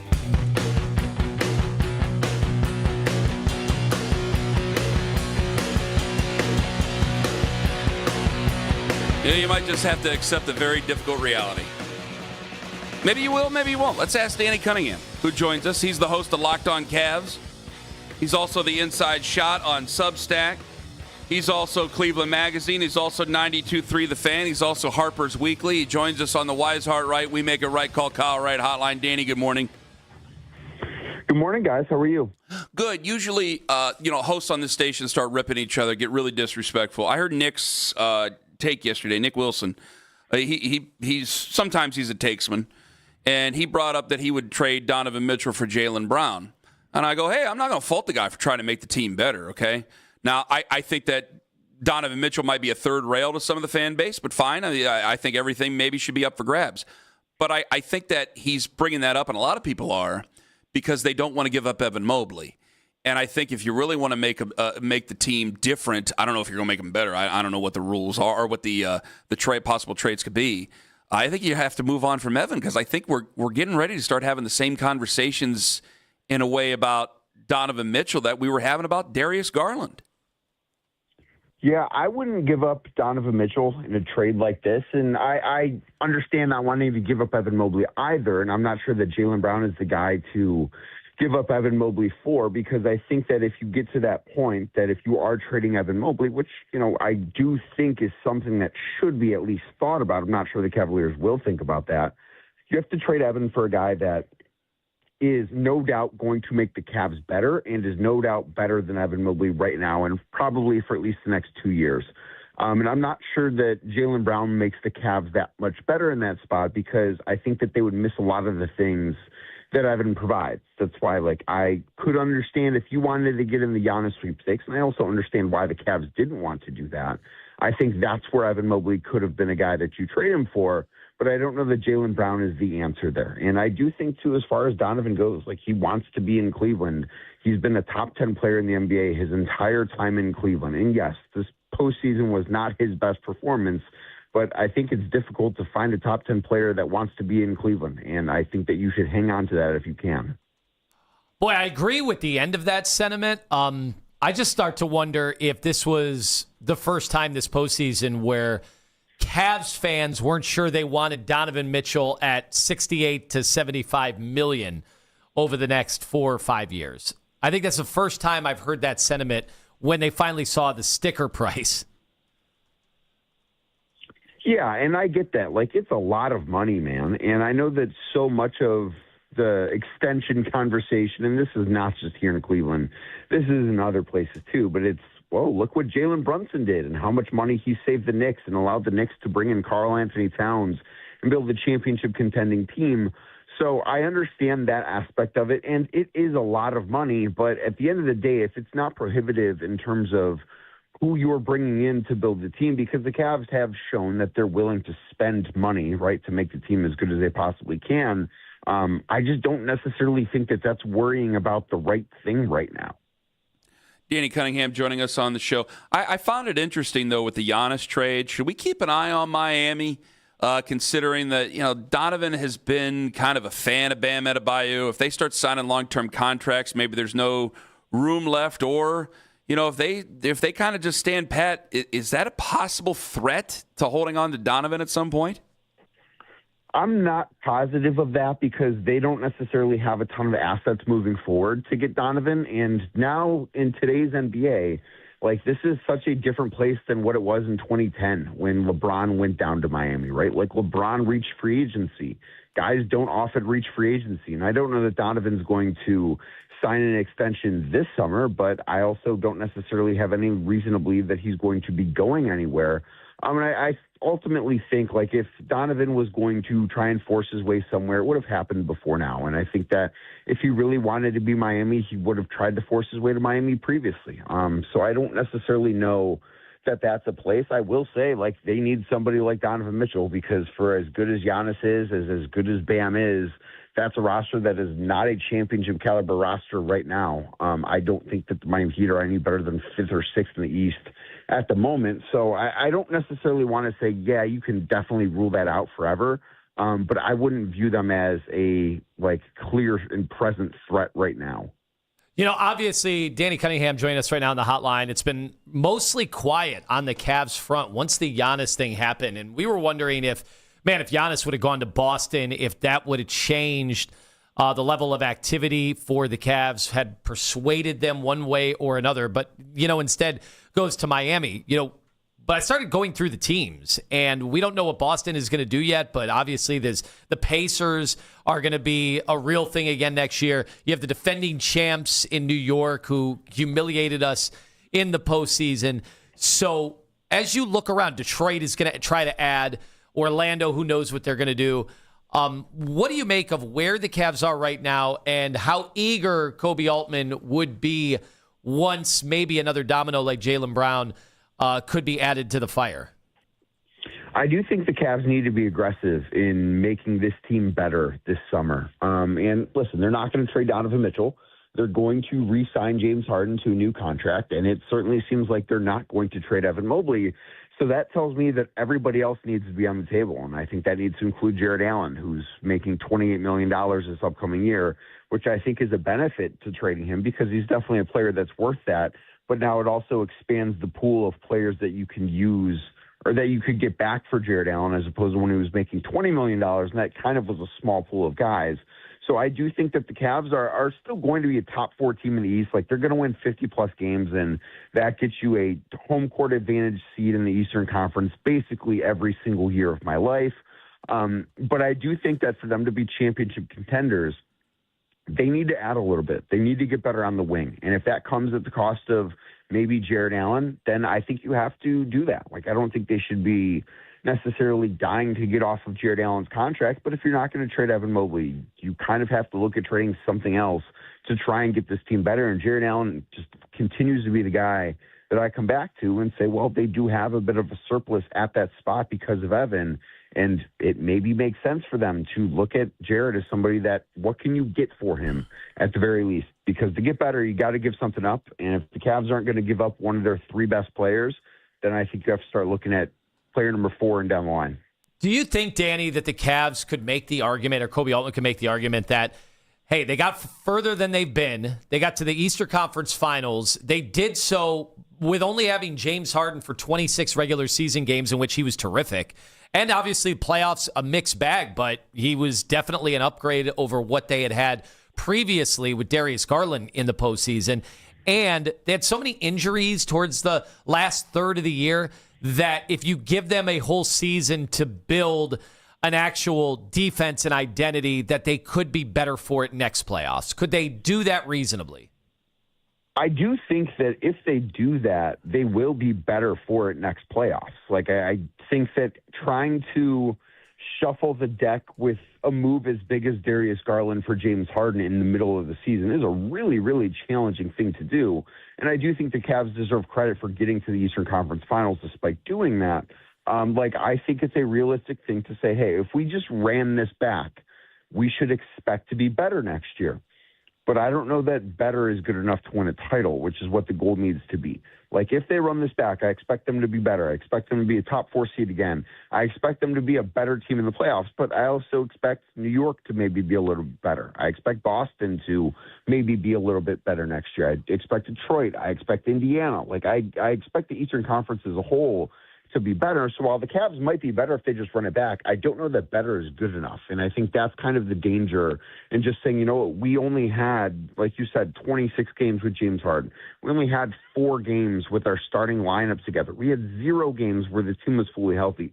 All those things can be true, but I also think you need to look at it and say, but we still need to improve. Just getting better through continuity is helpful, but it's also not everything either. But this sucks, Danny. Danny Cunningham joining us on the show, and let me tell you why. I mean, you mentioned Jared Allen, and immediately I go, man, he's making $30 million. He is such a bargain. It's a daily driver that we have to understand. Like if he were a free agent now, the amount of money I think he could end up making. And we get him at such a bargain. And so it makes me start to think crazy things. And I'm going over here. I got a fan base over here that insists they cannot run it back. I would say 80% of Cavs fans say they insist they cannot run it back. But I find it either hard to trade a guy or I don't want to trade that guy. So I might be stuck. Is it acceptable to go into next season with the same team, understanding that there might be moves at the trade deadline, or is that just going to be completely off the table for Cavs fans? I think if you do that, you run into the danger of what we just talked about, right? Where it's, okay, well, you make a big move at the trade deadline. How easy is it for that team when the trade deadline happening on February 4th or whatever day it'll be? How easy is it for that team to figure things out from February 4th to the middle of April 14th or whatever the regular season date is going to end on, and figure it out and become a championship team that quickly? We don't see teams that make moves to their starting lineup, which is exactly what the Cavs did. We don't see, and I think in the scenario you're talking about, something the Cavs would do there, we don't see those teams go on and win titles, like, ever. It's the last time I think it happened was when the Pistons traded for Rasheed Wallace. Like, it is just such a rarity to make a trade for a starting level player and then you win the title that year. And it doesn't even matter how big it is. Like, go back and think about the 2015 Cavs that traded for J.R. Smith and Iman Shumpert. Like, that was a big trade, and it took them some time to figure things out. Maybe they win the title that year if they don't have injuries, but they needed until next year to really become the best version of themselves and win the title. And I'm not saying that the Cavs are going to win the title because they traded for James Harden this year or last year instead of this year, but I do think that you need time to figure things out. And if you go into this regular season thinking we will see what we have in February, you can maybe make yourselves better in February, but I think you're going to make it much more difficult to figure out the team in that short of a runway to make yourselves true championship contenders. LeBron James. Yes. All right, thanks, Danny. Appreciate you coming on. Come on, Danny. You know the drill. LeBron James. I mean, I think LeBron coming back to Cleveland would be the best possible thing for this team. I just have my doubts about whether or not it's going to happen. What does LeBron want? And that's the thing that I don't think we have a definitive answer on. If LeBron wants to win, if LeBron wants to be in a place where he is beloved, Cleveland is the only answer. They're not going to win in Los Angeles this year. They're not going to win in Golden State. I don't see any other options. If he wants to win, Cleveland is the place. If he wants to just continue to enjoy being in the NBA and enjoy living in California, the Lakers are a better option. If he wants to make more money, the Lakers and the Warriors are a better option. But if LeBron wants to win, and listen, I think it would take some creativity from the Cavs in order to get LeBron on a respectable salary, because he's not playing for the league minimum. If he were, that would be the absolute dream for the Cavs, and that is the one thing that I look at and say, even at his age, if you bring LeBron in and make him your starting small forward next to the four other guys you got, I don't know if there's a better starting five outside of Oklahoma City in the NBA, but I think that the Cavs probably would need to get creative in order to get LeBron on the roster. But if they do, I think they'd be better for it. If you go to a basketball camp, are you going to talk to a third grader this year that says and tell them that if they keep working hard, they could be the Cavs' 2032 pick that they just traded? I will not say that, no, because it is incredibly difficult to make the NBA. Well, wait a minute. I was told I could do anything I put my mind to when I was a child, Danny. How dare you? Shannon, How dare you? you? Can't get to the NBA. I'm sorry to tell you that the NBA was never on the table for you. Oh, you don't know that. I do know that. All right. Do you think the best player went number one overall yesterday? I do, spicy. but I think that any of the three guys that went in the top three, that they could look themselves in the mirror and say they're good enough to be the number one overall pick. I understand the allure with Boozer, and I think that there are some people, like I think in some of the scouting community, and I know that he's a bit of an analytical darling, they had him as the number one overall player, but I think A.J. DeBance is going to be a star. I think Darren Peterson can be a star, too. I think Boozer can be a star. I look at that draft, and it's funny, like, we all want to find ways to rip teams. I liked what a lot of teams did last night. Like, it felt like it was a super chalk draft. I really like Acuff going to the Kings. I think he's going to be a good player. I love what the Bulls did. Like, I thought that a lot of teams made out really well with the draft last night. And I think the Cavs did the right thing, too, at number 29 overall trade now. All right, Danny. Thank you very much for the time. We'll talk at you. Anytime, guys. Danny Cunningham, Locked on Cavs, Inside Shot, Cleveland Magazine, 92.3 The Fan. It's outstanding. All right, we got more of that coming up here in a bit, I promise. Also, Mike Florio, 820. Is this really it for Brendan Sorsby in 2026? Not just with the Browns. I mean, for anybody. Coming up next at About Last Night, this can't be a vote loss. I can't put it on vote. Did you see what they had to put a roll out in the lineup yesterday? Ken Carman, Anthony Lima on The Fan.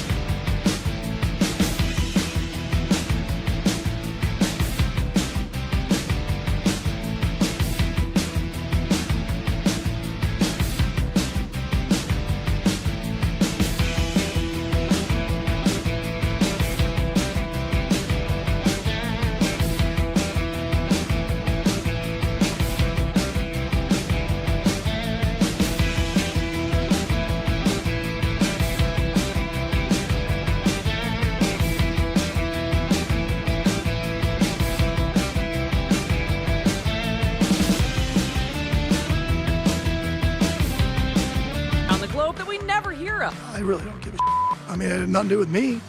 I mean, they moved the meeting. I didn't miss it. I was just trying to get a sweet haircut. How it is when you win in Cleveland, man. They love you. When you lose, whew, it's the way it should be. He's a piece of crap. The kid, he sucks. He's sucked his whole career. I got rumors about him, how he couldn't please his wife, so now he's divorced. That sounds really good, but I'm not 6'5", and I don't have the athletic ability to play in the NBA. Now, the Ken Carman Show with Anthony Lima give their thoughts on what you might have missed about last night. The Guardians lost again last night, and they fall to a game back at the Chicago White Sox. In the division, they lost 2-1 despite an excellent effort from Parker Messick. 7 2/3 innings, 3 hits, 2 earned runs, 10 Ks, and just a walk. He made 2 mistakes all night. And it doesn't help when the first 5 men in your order go 0 for 18 at the plate. It's tough. This is the June swoon, man. They're only a game back. They can tie it back up today. I understand that, but this has just been such a rough 2 weeks. And you're right when you're saying it. Like, there were people, like yesterday, I think some people got it lost in translation. Like, I didn't want to blame Vogt for yesterday's loss. And then somehow I think some people are trying to, like, guys, you can fire the hitting coach all you want. I just think that's a ceremonial thing that gets you off a manager's back. I don't think that makes a bit of a difference. I mean, you just look at it. Like, is it going to make Rhys Hoskins and the Rhys Hoskins that you got to see with the Philadelphia Phillies? Is it going to turn Gabby Arias into a competent hitter? Yes. Like, that's what I'm saying. I don't think he will. So they were around. You can bring back Ted Williams' head, and I don't think that he's going to be able to turn these guys into everyday competent hitters. Yeah, although you see the baseballs, they're already there's suspicions the baseballs have changed dramatically over the last 3 weeks in Major League Baseball. It's not helping us. When the league owns the company that makes the baseballs. So obviously, I was keeping everybody updated on some of the relevant offensive numbers, and they had been dipping, but right before the injuries, they were down to about 22nd in that range. They have dropped to 28th in batting average, 26th in runs scored, 28th in hits, 25th in home runs, 29th in slugging, 28th in OPS. Remember, this is a 30-team league, and they are basically crashing down as one of the worst offenses in Major League Baseball. It's unbelievable. When they had, seriously, like Jose's Jose. Jose's a legend. He's a different conversation. But just the Lauder and Martinez having the power this year, they went from a plucky, fun lineup that started to be a threat to get big hits, to get homers, to be boppers, to, I mean, it's a chore. It is a chore going through this lineup. And, like, once you get past, 0 for 18, you said, through the first 5? 0 for 18 That's first 5 tough, batters. but really, once you get through the first 5 batters, like, I'll see you in a couple innings because I don't have any faith in any of that. Austin Hedges a little bit, and you would have a little bit with Brian Rocchio, except you have to bat him higher in the order because of the injuries that you've had. And this isn't their fault. Having 3 guys go down on one game on a Saturday is awful, but doesn't mean that the feeling doesn't suck, and this sucks. The Cavs drafted Alex Caravan out of UConn with the 29th overall pick, and then they immediately traded him to the Kings for 2 second-rounders, the 34th pick tonight, and then a second-rounder in the future. Did they make the right selection? Or did they make the right choice in trading their selection? I say yes. Well, they had to, didn't they? Okay, so because of the money? I'm so confused. I just got tweeted Nick Wilson's tweet. I thought they had to. Where Nick says, why draft a useful piece when you can save money? And he's been on this point that the Cavs, like Dan Gilbert's trying to save nickels. No. It's a second apron. It's a hard cap. You can't aggregate contracts in trade. These are second apron restrictions, so might want to write these down, everybody. Can't aggregate contracts in trades. Can't trade multiple players in the same deal. Teams can't send cash out in trades. Teams can't trade exceptions from previous years. Teams can't trade first-round picks that are 7 years in the future. So when you're in the second apron and you're there for a second straight year too, it gets even more punitive. So it has nothing to do with Dan Gilbert saving some money. Why so are we doing the saving money So argument? he can go to another movie or have some fun or buy another... I don't even know what Dan Gilbert would need at this stage of his life. Did he forget what sport he's watching? Yeah, it has nothing to do with that. It's so they have flexibility so they can actually make moves. It's about flexibility to make moves, which is what everybody is going to want the Cavs to do, considering they just got humiliated in the Eastern Conference Finals. Well, yeah, they need it just makes it even harder. So you can't talk about trading one of your main pieces without trying to make room to trade one of your main pieces. That doesn't make any sense. So why is Dan Gilbert cheap all of us? He never has been. Yeah, you know what kind if of somebody just tuned in, I'm talking about somebody else's opinion, not my own. Oh, my God. Did they accumulate like almost $70 million extra in payroll this year in The second apron is like an NFL-style hard cap, correct? Am I correct about that or that assumption? Yes, and it also... I'm trying to get it down to brass tacks. It also here, man. limits any of your creative ways to make the team better. All right. I'm being nice, so I'm just going to be nice. I didn't like that tweet. Social media reactions on X are brought to you by Scheib Jewelers, Cleveland's premier jewelry store. Well, at least we got something productive out of that. 7:51 and 44 seconds for those scoring at home. Go right on ahead, John. England tied Ghana in the World Cup. And, their announcers, by the way, this is 48 seconds into the game.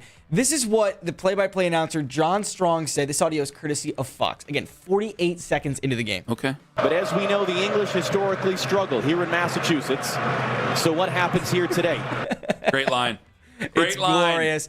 England came into the tournament plus 600 to win the whole thing. That's fifth best odds. Ghana was 500 to 1. This is great. This is there's things going on right now in American sports that this is just fantastic. Doing well in hockey. You know, Canada's the king of hockey. That's their game. Soccer, that's the world's game. It's on the product ladder here. Now, we've always had that, soccer take over. I'm not having that argument again. It's cheap to me. I'll wait until July. It's I'm nice jumping to on the see, bandwagon. It's nice to see us doing well at a sport that we haven't historically done well in a place that's passionate like that struggling. Yeah, I know nothing about the sport. Yeah. I couldn't recognize any of these guys that are on the national team except for Pulisic, who's not playing because of the injury, right? So I think this is an awesome time for them to try to capitalize. And we've been hearing about when is soccer in the United States going to make inroads with the casual fan. Well, this World Cup, buddy, I think people are jumping on. I think you keep making jokes about the Revolutionary War. Hell yeah, it's going to keep going. You going to watch at 10 o'clock tomorrow night? No. Well, no, the game, it doesn't matter. You said that they could be playing a bunch of backups tomorrow. Yeah, a lot of people are saying they're going to play an entirely new 11 tomorrow. Well, if that's the case, they should just play at Brown Stadium because those are the games we get normally. All the backups. Well, the friendlies. The friendlies that don't mean each other. anything. I always feel bad. We always get gypped. There were a lot of fans there at that game a couple weeks ago. Holy wah. All right, John. That's it for About Last Night. There's something else from last night's draft. Bruce Pearl kind of put his foot in his mouth last night on social media, but he also highlighted something that, Lima, you and I have been pretty passionate about for a while. I want to highlight that. And Mike Florio joins us at 8:20. Is this the end of the line forever for Brendan Sorsby? Ken Carman, Anthony Lima, and Brian Geltzeiler, 9:20 on The Fan. It's Anthony Lima for Q.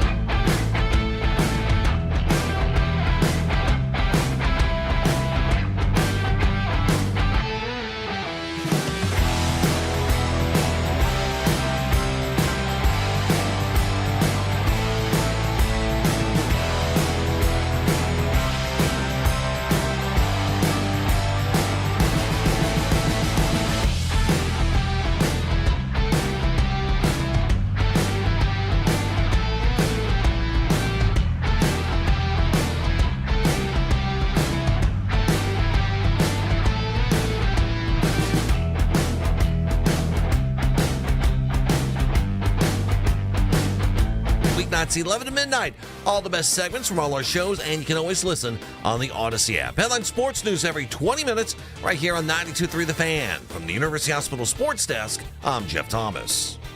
Catch Afternoon Drive with Nick Wilson and Jonathan Peterlin live on YouTube each and every weekday from 2 to 7 p.m.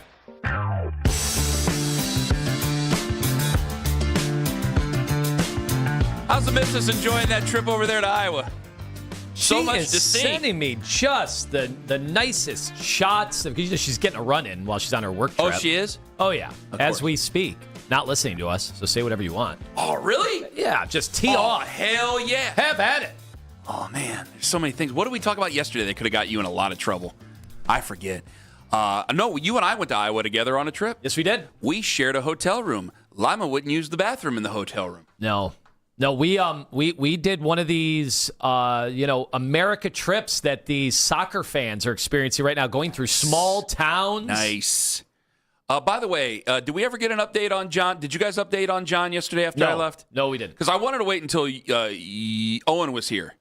Because John went on that totally platonic trip to Miami with a woman who wasn't his girlfriend and her boyfriend. And, of course, we started, shaking keys. Oh, which yeah. Technically, it's not that, but, No, we don't know that. Under the It's same so umbrella. technical about it. We don't Put it under know. the same umbrella. It's up to him to prove he's not. Is John with us right now, or is he talking to Jeff? I'm here. John's passed. How'd the trip go, bud? It was awesome. I had the best time ever. It was I'm amazing. sure you did. Did you ever leave the hotel room? Sure, girlfriend's thrilled to hear that. Best trip ever. She got a little bit pissy at me later, like the day I got there. She's like, "You prioritized her," and I was like, "Logan, I've called you 4 times since coming here. Like, how am I prioritizing?" Yeah, but you her? still went on a trip with the woman. That's the Her thing. That's boyfriend why was you there prioritized. the whole time. Yeah. No, that's not an argument. Saying you called her. While What do you mean you had sex with Snoop? Yeah, well, I called you a bunch of while times. he's telling everybody in the room, quiet, shh, and they're all laughing at her Yeah. expense. I've seen those videos. How does it make you feel, John? Are you guys still rocky, or how's things going? We're good. I'm going Sure? home I'm going home in 2 weeks, so that'll be fun. I'll get to see her, and then she'll drive back out with me when I'm done. You sure about that? Yeah, yeah. She's very happy. I had to reassure her several times. Should we? Okay. Now, what if how far she away has is Philadelphia? what if she has a guy friend that she happens to be Yeah, with what do you when think you of go that, home? Johnny? What are you gonna She do? doesn't have any male friends. Actually, the one that she does have lives in Australia. That you know of. That she's told me about. She hasn't made any new male friends? No. How far away is Philadelphia? 7 hours. 7 hours. Oh, gosh, that's a long ways. Does Logan listen to the show at all? Depends. Sometimes she does, sometimes she doesn't. She's in New York today, so no. Should we spike this thing so we can live vicariously through John? We're all married men. Well, you want videos? Well, no, not that, not that. But there's always, if you got a younger buddy and he's out there doing God knows what, or you get a guy who's a buddy of yours who's just divorced, you're going to want to hear those stories. You are. I think it's the same way with the other side too. You want to hear about it, and so I don't know. I'm just asking. John, Owen, you want to keep them together? Oh, I don't care about John's stories. Oh, okay. We're good. Wait, you don't want to hear about the escapades if he were becoming a single man in Cleveland? But he's also not being very forthright. That's not the whole point. Okay. It's what it sounds like to me. That's a very leather vest man move there, which I do like. Okay. And it's 8:05, so I got to head out to the street. You have each roped me into something here this week, and I don't care for it. Well, fine. I hope they get married. I'll officiate the wedding. How you like that? Well, it's going to end in tragedy then, because that's what happens when you do that. It's true. They all get divorced. It's a shame.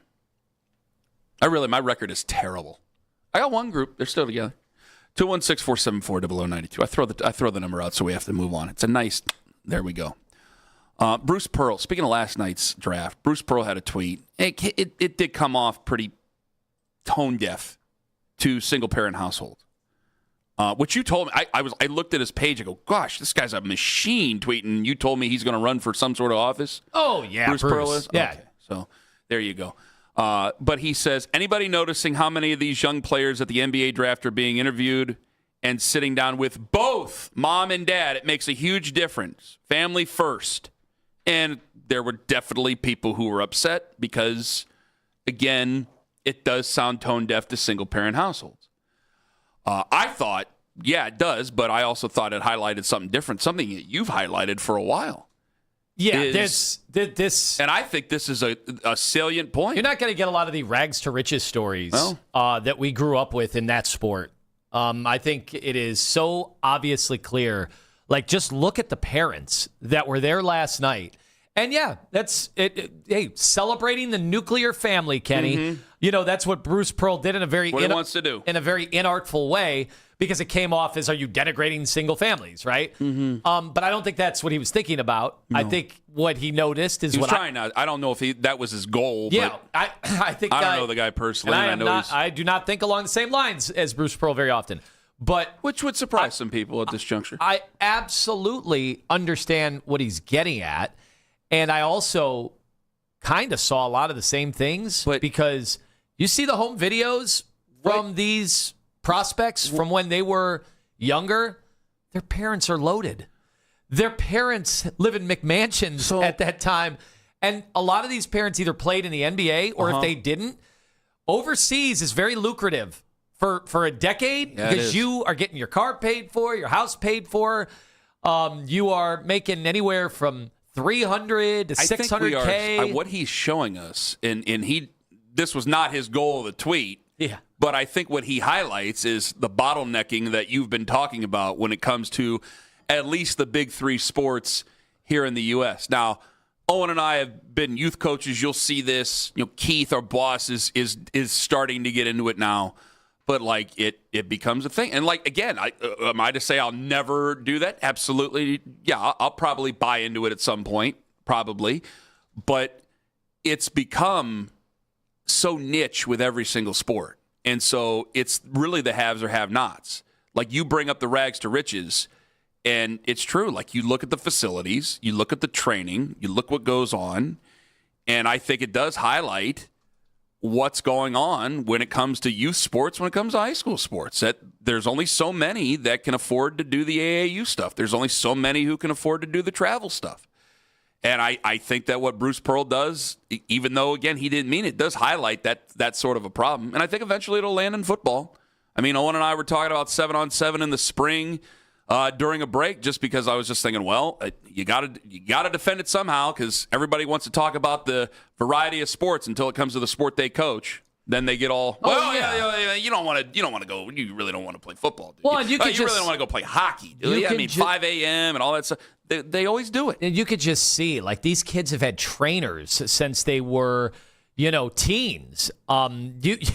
It's absolutely crazy to see. Like, they've had a one-track mind, and it kind of reflects on their, like, they're not as fun, like, publicly as players when I was younger, because it's been ball, it's been maybe some schoolwork, but ball, and then that's it. These guys aren't getting in trouble with the law. They don't have time to. Like, these guys are thinking. Yeah, remember, they're making NIL money, let alone to get in trouble, and they're not sacrificing, not jeopardizing, all the money that they're able to get. They're playing at 3 different academies, sometimes around the country. Sometimes they'll start in Florida and end at Findlay Prep, or somewhere out in L.A. It does go. It did remind me a lot of what you said about the Winter Olympics. Yeah. Your theory about the Winter Olympics. Can you share your theory about the Winter Olympics? Anybody can eventually medal or participate in the Winter Olympics. And I said you were full of it until you showed me like 4 stories during the Winter Olympics. Have to have a lot of money. That they were just basically like they were all millionaires, or their parents were billionaires, and that's how it happened. It does smack of that, I got to tell you. And it's weird that.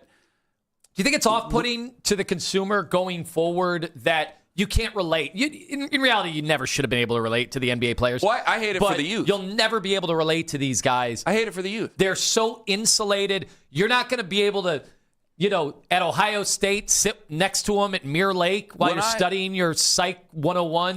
That's gone. I'm going to do the old man thing. Like, when I was a kid, it was like we assed off playing baseball through high school. Legion ball, whatever. And there were plenty of kids. Like, I wasn't good enough to play high school baseball. The hell with it. And now it's just like, hey, if you ain't good enough to play 9U, that's it. You might as well put the baseball bat down. You're done. And it's like, okay, what do they do for the rest of their lives? Just sit on their couch and play Roblox? I mean, we all sit there and bitch and moan about how these kids aren't active or anything like that, and then we shut off the opportunity when they're 9 years old, and we do this in every sport. We do it in every sport, and we're all sitting there. Our generation, it's amazing to me. I got to get off my soapbox after this because we got other things we got to get to, like Brendan Sorsby of all things. But it's amazing. Owen, you, me, we all know about Marv Marinovich, and we've all been warned about becoming Marv Marinovich. And we all sit there and write on social media about not becoming that type of guy, and we all turn into that guy. Or if you don't, you're damnedest, and then they make you feel like you didn't do enough for your kid. It's terrible. You'll find out. You will find out. It's very, very difficult. Brian Geltzeiler, 920. What did you think of the NFL's letter to Brendan Sorsby before we bring on Mike Florio here in 10 minutes?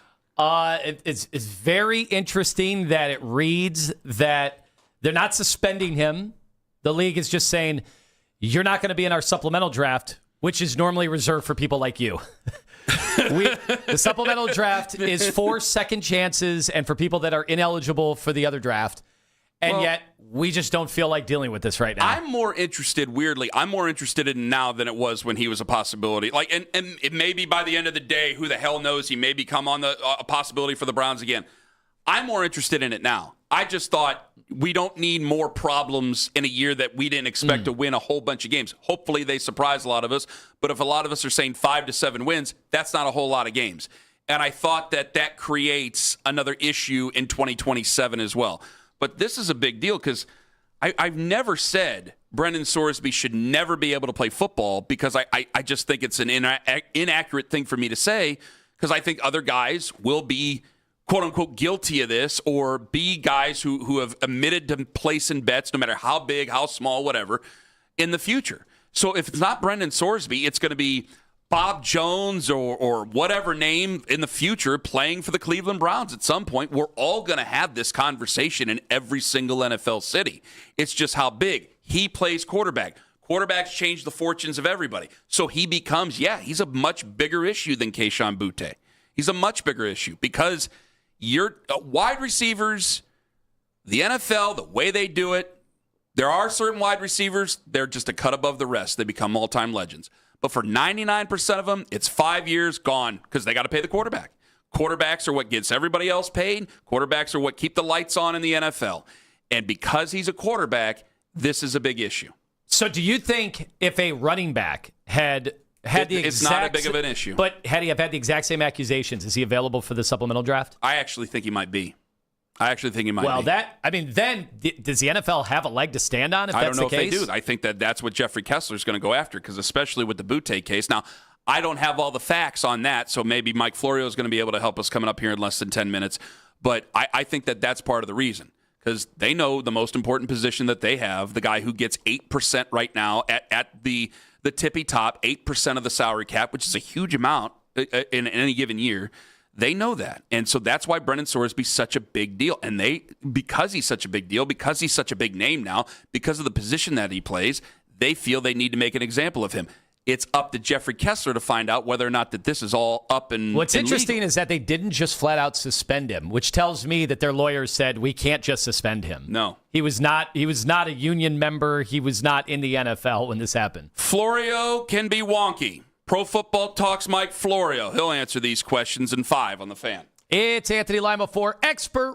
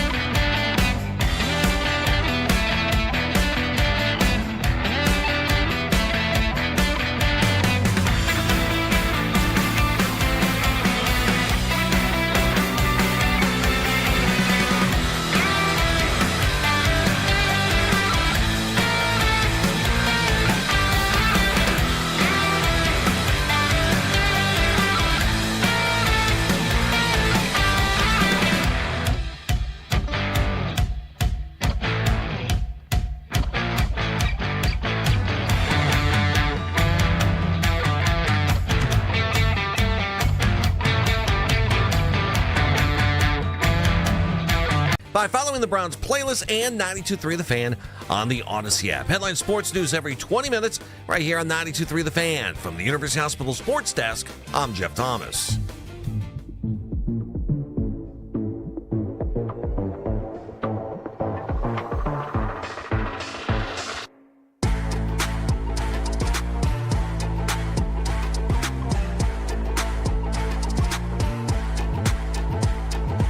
Welcome back, 92.3 The Sorsby.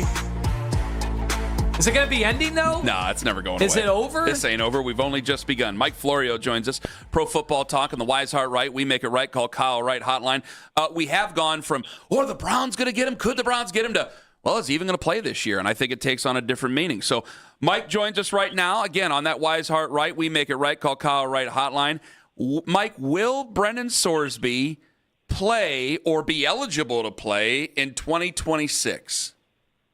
Still to be determined. And the first question is, when you consider the money he had to have spent on legal fees to win his eligibility to play in the NCAA before he abandoned that at the direction, essentially, of Texas Tech and went to the supplemental draft, he has to ask himself, how much more money do I want to pour down this hole?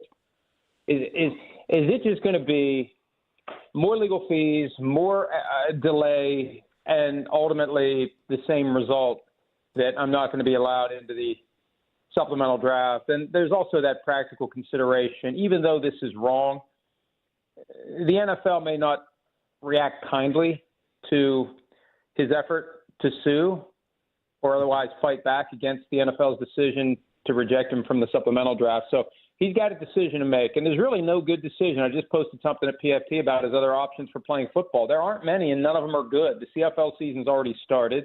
He could play community college or non-NCAA football like Hunter Deckers did after he lost his eligibility for gambling in 2024, or he could try to join the UFL, but their season doesn't end until after off-season workouts end. So there really isn't a good option here. He's just got to come up with the best bad solution to a situation that the NFL has put him into. Well, they wrote it right there, Mike, that they encourage him to focus on preparing for possible entry into the NFL through the 2027 draft. I mean, I'd be at the point right now, even if you do take him to court, you just said it, the NFL is going to look kindly on that just because you're taking him to court through the ringer. They got more money than God. They don't matter. It doesn't matter to them. You just got $3 to $4 or whatever $1 million from Texas Tech to walk away. I'd just start to pour that into training and start looking forward to 2027. The problem is your draft stock isn't going to go up by not playing. There's going to be a group of quarterbacks who play very well this year, who move up the board. Look at Fernando Mendoza. A year ago, nobody expected him to emerge the way he did at Indiana and become the Heisman Trophy winner, national champion, and first overall pick in the draft. Frankly, that's why Sorsby wanted to play one more year of college football. He could have entered the draft in April. He wanted to enhance his standing. And, hey, now you get paid to play college football, and you could end up being drafted a lot higher than you would have been, and you could be $50 million plus number one overall pick. So he will be entering the draft without the benefit of another year of games, the experience that comes from that, and I don't think it's going to help him when April rolls around. So it's just a bad situation for him. And look, I don't agree with the NFL's position based upon the language of the CBA when it comes to the supplemental draft, but it doesn't matter what I think. What matters at this point is what Sorsby is willing to spend to try to fight this thing if he wants to fight this thing. Mike Florio joined us on the hotline. It's very interesting to me, Mike, that they didn't suspend him for the year. They kind of just punted it, but the language was that, like, the filing wasn't accurate or on time, even though it was, and that they felt like he didn't show enough remorse because he's fleeing the NCAA, even though he was trying to play college football. They forced his hand, but he was willing to accept a 2-game suspension. So that remorse and accountability thing, along with they're dinging one of the world-class lawyers we have in antitrust law in this country on a bad filing. And here's what doesn't make any sense, because Jeffrey Kessler's office put out a statement yesterday saying, we gave them everything they asked for, and we asked, do you need anything else? It's just a one-page document to apply for the supplemental draft. And this is the problem I have with the NFL's position. And this is where it's important to set aside whatever you feel about Brendan Sorsby betting on Indiana when he wasn't playing for Indiana, or betting when he was underage, or whatever the activity was. You got to set that aside, and you got to look at what the CBA says. The CBA doesn't include a purity test. It doesn't include an integrity test. It says if you were eligible for the draft in April and then you became not eligible after that, you're eligible for the supplemental draft. That's what it says. It doesn't say if we decide to let you in. Now, there's language in there basically saying, well, we can say we don't feel like having a supplemental draft. But the response to that is, have you ever not had one when you have an eligible player apply? Are you specifically targeting this player and breaking from your established precedent? Remember when Josh Gordon was in the supplemental draft? He'd been kicked out of college for multiple marijuana tests back when the NFL actually cared about marijuana use. They didn't delay the supplemental draft for him. They held one. So that's the thing that's weird about this. I thought what they would do is say, well, you knew or should have known you weren't eligible to play college football and you should have entered the April draft, and that's why we're not letting you in. That would have been cleaner under the terms of the CBA. They're just hiding behind this idea that we don't have to have a supplemental draft if we don't want to, and we're choosing not to because you're presenting issues that we feel like we don't have enough time to fully resolve. There's nothing in the CBA that supports that kind of a response. It just feels like, to me, they're trying to go through the path of least resistance, because it's like, okay, take us to court, and then we'll be in the – because it's almost July. We're getting ready for camp coming up here next month. And, again, I just keep going, man, timing is everything. He was trying to stall out the NCAA, and now the NFL's trying to stall him out. And now the NFL stalls him out. And I wonder if they just get to the point again – I don't mean to re-say it, Mike, but it's like they got billions. You don't. Unless Jeffrey Kessler wants to do it pro bono and just be a thorn in the side, but then we can drag this into 2027 as well. It's just like, hey, we got what you don't, and we have the position that you want to play. We will stall you out, and you'll come to our terms instead of anything else. Can I ask you a different question, Mike? Because this has been asked several times over the last couple of days. And Mike Florio joining us from Pro Football Talk. What is the rules on just trying out for a team and signing with a team as like an undrafted free agent? Because there are several people like, hey, man, they have tryouts all the time. What's stopping them from just trying out for a team and signing with a team? That, and I've gotten that question as well. He just can't do it. He has to go through a draft. You have to be eligible and in a draft pool. You can't just say, I'm going to go sign as an undrafted free agent with whoever I want to sign with. He is out of the NFL until 2027, and his only path in is through the draft. If he goes undrafted, then he's available to go sign with the team as an undrafted free agent, but he can't do it now. There is no end run that he can pull. The draft is the gate through which he has to go to get into the NFL, and that's why he's got to decide. And look, you guys mentioned that the NFL's got billions and they'll fight him in court. It's a fairly simple exercise at this point, because what he tried to do is get the same thing he got in Texas, an order forcing him in temporarily. It would be most likely federal court, maybe in the NFL's backyard in Manhattan, and there would be a motion for a preliminary injunction forcing the NFL to hold the supplemental draft, a temporary restraining order, whatever it would take. They would try to bring this to a head right now, understanding and explaining that time is of the essence. And courts typically respond to that. If you can convince that, I've got legal rights that need to be resolved, and those rights are going to be irrelevant pretty quickly. I need something that gives me what I'm looking for while we figure out this case. Then he's got a chance, and it shouldn't cost a tremendous amount of money to put together the paperwork that would tee up that argument. Do you find it interesting at all, Mike Florio joining us right now, that I recall vividly the Maurice Clarett situation, and I saw how the public, much of the public, despite the things that Clarett was accused of at the time, and there were a slew of them, and people here in Cleveland know firsthand because they celebrated him winning a national championship. He's from the Youngstown area. People were rooting for him, a lot of people from a lot of different corners, because it was the man against the machine, and to become eligible and right to work and right to earn a living. And even with Terrell Pryor, I saw some of that too. In this case, Sorsby has become the least sympathetic figure ever. Is it just that he's gotten paid? Because these guys all lawyer up. These guys all have various levels of, feeling bad about what they did or accountability. Why this one? Why is this one such an affront to the community? I don't understand it. And first of all, Claret's case was a lot weaker than Sorsby's because Claret was trying to show that he should be eligible, and the NFL was able to convince, after losing at the district court level, he convinced an appeals court, or the NFL convinced an appeals court that he's not eligible, that the 3-year rule keeps him out. You got to be at least 3 years removed from high school graduation to get into the NFL draft. He was trying to get rid of that 3-year rule, and he wanted a rule that basically you can go into the NFL draft whenever you want after you finish high school. This isn't about eligibility. This is about whether or not they're ignoring the fact that he's eligible and coming up with some other roadblock. And as it relates to the public perception, this really is weird to me because not enough people are taking a step back and looking at the environment in which Sorsby's behavior happened. This isn't Art Schleister. This is a guy who grew up in an age where everywhere you turn, it's bet on this, bet on that. Every show you watch, if you're a sports fan, they're sponsored by a sports book. They're touting picks.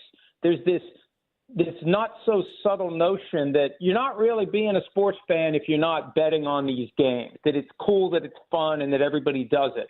And I think there's a whole generation of kids that don't think there's anything wrong with it. It's not just legalized, it's normalized. And I don't know why Sorsby's the pariah. There's no evidence that he's bet on a team while playing. Kayshon Boutte, who plays for the Patriots, did that at LSU, but because the NFL didn't know about it, there was never a punishment. Hunter Deckers did what Sorsby did when he was at Iowa State. The NFL didn't put up a roadblock to keep him out, of the draft. So it really is odd to me that at a time where it's no longer illegal and everyone's doing it, so many people are wagging a finger at Brendan Sorsby for what he did when he was 18, 19, 20 years old.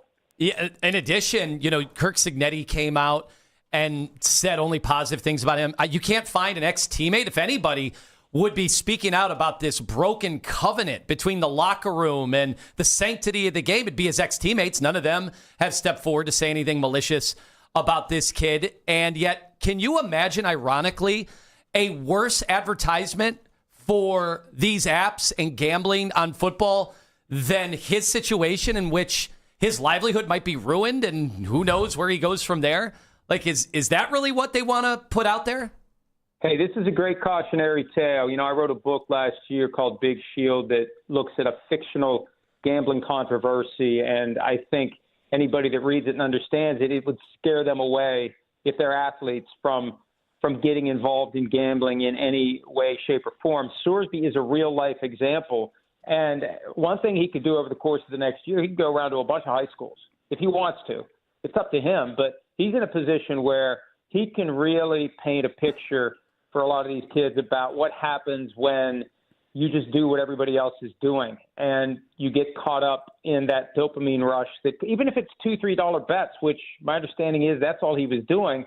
But, for a lot of these kids, and Hunter Deckers said it, it felt like an extension of a video game. You're not going to find a bookie on the wrong side of the tracks. You're not dealing with unsavory people. You're picking up your phone and you're pressing a button, and you're not even like feeding $1 into a slot. Like, it's all electronic. It doesn't feel like gambling used to feel. And I just think the NFL has an obligation, given how much money it's making off of gambling, to take a more pragmatic look at these things. But it's clear that at least for now, the NFL is not willing to do that. So my final one for you, Mike. Well, one, I was actually going to promote your book, Big Shield, because I go, this is perfect. It's about gambling, and we're talking about a gambler over here. So you can find it on Amazon. That's Mike's latest. It is Big Shield.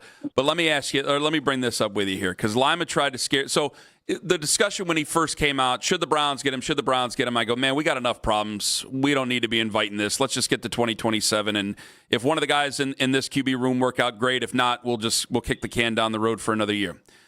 Lima tried to scare me and say that the Steelers were interested in him. I said back, I go, nah, you look at their history, the family we're in, organization. I brought up Dan Marino in 83, the whole thing. Am I right? Would the Steelers not be interested in Brendan Sorsby with all this looming? Well, I don't know why the Steelers wouldn't be, and they did learn a valuable lesson in 1983. Tony Dungy tells the story about what happened then. They still had Terry Bradshaw, and they thought it would be awkward to have Dan Marino there before Terry Bradshaw was ready to end his career.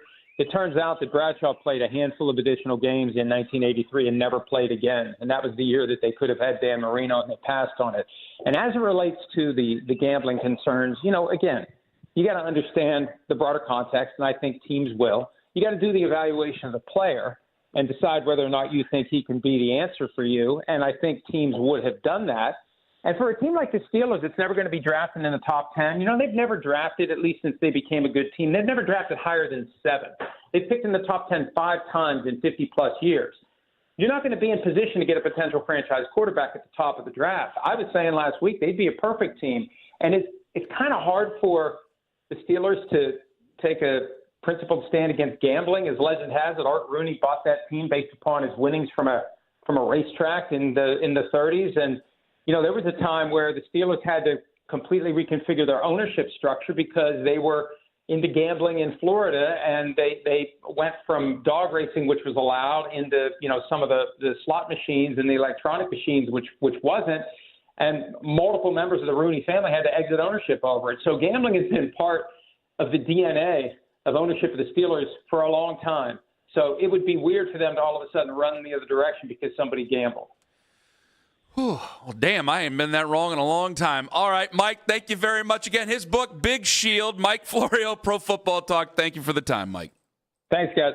Mike Florio on the Wise Heart Right, We Make It Right, Call Kyle Right hotline. Well, I guess we don't have to worry about it because we ain't even eligible to play. What do you think of that, Tone? Do your champions pose? No, there's no reason to here. Do your champions pose? I think what stinks is I so wanted to see where he was going to get taken. And we still may. That's in 5 minutes, as well as the Celtics, I don't think, are interested in Donovan Mitchell. We know they're interested in another Cleveland Cavalier for Jaylen Brown. That's at 9 on The Fan.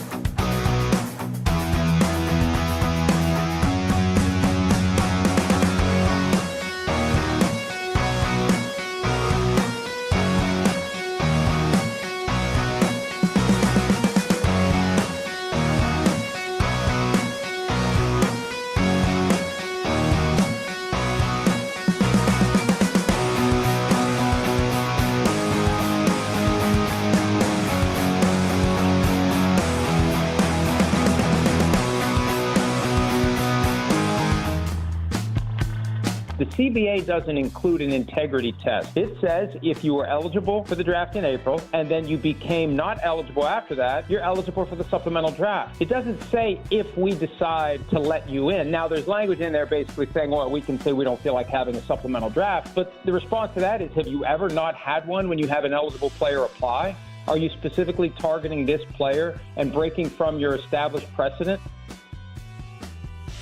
That's Mike Flory with us just moments ago. Pro Football Talk. He was excellent on the Sorsby subject. We will get back to the Cavs coming up at 9 o'clock because the Celtics are interested in a Cleveland Cavalier, possibly for Jaylen Brown. We will tell you who, because it might not be exactly who you think. Could be exactly who you think. That coming up at 9:01 on the Fan. So what I make of this letter, the whole thing, because this has become like when it was a possibility for the Browns, and he may very well be a possibility for the Browns again. I don't think that this is the last day we discuss this guy at all. I think, especially in the grand scheme of things, we've only just begun. He's just so pushed to the back burner. Yes, now, he will be. That. But if he files a lawsuit, he gets discussed. If he gets an injunction of some sort, he gets discussed.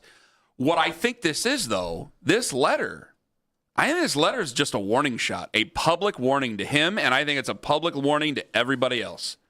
Because they've proven, I mean, it's been documented that if they don't want you playing in their league, they're not going to let you play in your league. You can be talented. I mean, good God, we did the Colin Kaepernick discussion many times over, and that was over something very serious. This is over gambling, but that's their money, that's their business, so they're very serious about that. That's corporate partnerships. That's as serious as it gets to them. And this is a letter to me saying, don't you go messing with us or you'll never play in our league. Don't you go messing with us or you won't even be allowed in the stadium. And I understand that in the grand scheme of things, that seems to be nuts. But that's how protective they are. I understand. I totally understand why they're protecting that. I also kind of laugh. Like, we know Terry Rozier famously and publicly was rigging bets. It's what he's accused of. He still hasn't been to court, but it's not looking good for his case. No, it doesn't. It's only gotten worse, according to some of the reporting that's out there. And yet, has that caused even one person to not bet on the NBA? No. So, but I don't think is Brendan Sorsby's $3 bets in his dorm room causing anybody to lose respect of the gambling world in Roger the NFL? Goodell will say, that's the NBA. That's not my problem. This is our problem. Well, this was the NCAA. This wasn't his problem either. I understand that, but he's making the warning here. Mm-hmm. This is why I think it's a warning. You're making it our problem. You try to do this with the NCAA. Don't you try to do it with us, because they are very much a closed society. And I think his best bet. Owen, did you bring up the UFL on the air? No, not yet. Okay. Owen brought up the UFL. To me, I wouldn't want to risk it. I wouldn't want to risk an injury or anything like that. I would just go and work out and it's be not an great Instagram. Timing for him if he's trying, if he's trying to be in the draft next year. Mm-hmm. I think he's trying to be in the draft next year. But you got to get something on film from a year, right? Like, or maybe not, and he's just going to latch on to somebody's pro day a year from now, and maybe he'll play flag football for a year. Just don't do anything that could potentially get you injured. Because I think a lot of people would think, okay, if he were able to get some sort of an injunction or something like that, like, yeah, there's definitely teams that would take a look at him. We all know one that has certainly no problem taking a look at a quarterback if he has suspensions and things like that looming over his head. And that's why people keep making the joke that the NFL are saving teams from themselves, especially one. But I do think that they are trying to put a line in the sand over, you can't do this. And if we find out you do, we're going to make your life a living hell. Because he's got money, but they're going to make his life a living hell if he continues to push through this. And maybe Jeffrey Kessler's going to have to do it pro bono because he wants to represent everybody doing this. Because it's just to a point now. We're getting ready for a season. NFL teams will forget about you. Yeah, the time. He's screwed when it comes to the timing of all of this. And again, I listen, he's the one that made these mistakes. I do not understand people going after him for lawyering up. That's what you do in this country. If you find a decision that doesn't go your way and you have the means to do it and you can find judges that also side with you. I got 5 lawyers. Everybody's nice to me. Like, when did this become a bad test of your character? That's what I don't get. Why does this make him so unsympathetic that he was willing to fight the NCAA? And he actually, he got a victory in court. Why is that something that makes him less sympathetic? You guys because he's basically getting a salary. Everybody hating lawyers until they need one. Well, yeah, but but part of it is that he's basically getting a salary. And before, you brought this up earlier in the show, before when they weren't supposed to get paid, whatever, about $100 handshakes, whatever. But before there was a salary attached to it or anything like that, before it felt like a job, quote unquote, there seemed to be like you could call them kids and it felt like they were kids. But I'm not calling him a kid. I'm calling him a grown man. And I kind of cringe when they call him a kid. Yeah, you can be a young man and make mistakes, but that doesn't mean you still can't pay for him. And he's paying for him right now. And I think what they're going to do is they're going to tie him up. I'm sure there's surely language in here that Jeffrey Kessler, who's a much smarter man than me, can go in here and go after them for and tie them up and do a lot of things. But again, the NFL is the one that makes $12 billion plus a year. Mm-hmm. He ain't. And he wants to be a part of that. And they can go, you know what? You just need to do yourself some favors. Get back in the workroom. Well, he's going to do that anyway. Work out. Hit the media and stop doing this. Stop doing this. Be the guy that tells people not to do any of these things because this could land you in trouble. I think that this is a warning to him, and I think it's a warning to everybody else, every other player out there in college football. Yeah, of course. Because they work hand in hand. But I also think that that's why you have representatives. That's why it's like he's not going to court. He's not arguing statute and he has clearly. I agree with Florio. He's totally been singled out, which is going to be their entire case under labor laws. They're going to say, we have precedents. You have allowed people to gamble and then come into the NFL and haven't dinged their eligibility. So what's your precedent here? I noticed he said the thing about the Butte thing, which came out after he was already in the NFL. So they must have some sort of a non-legal obligation to do anything in college. Yeah.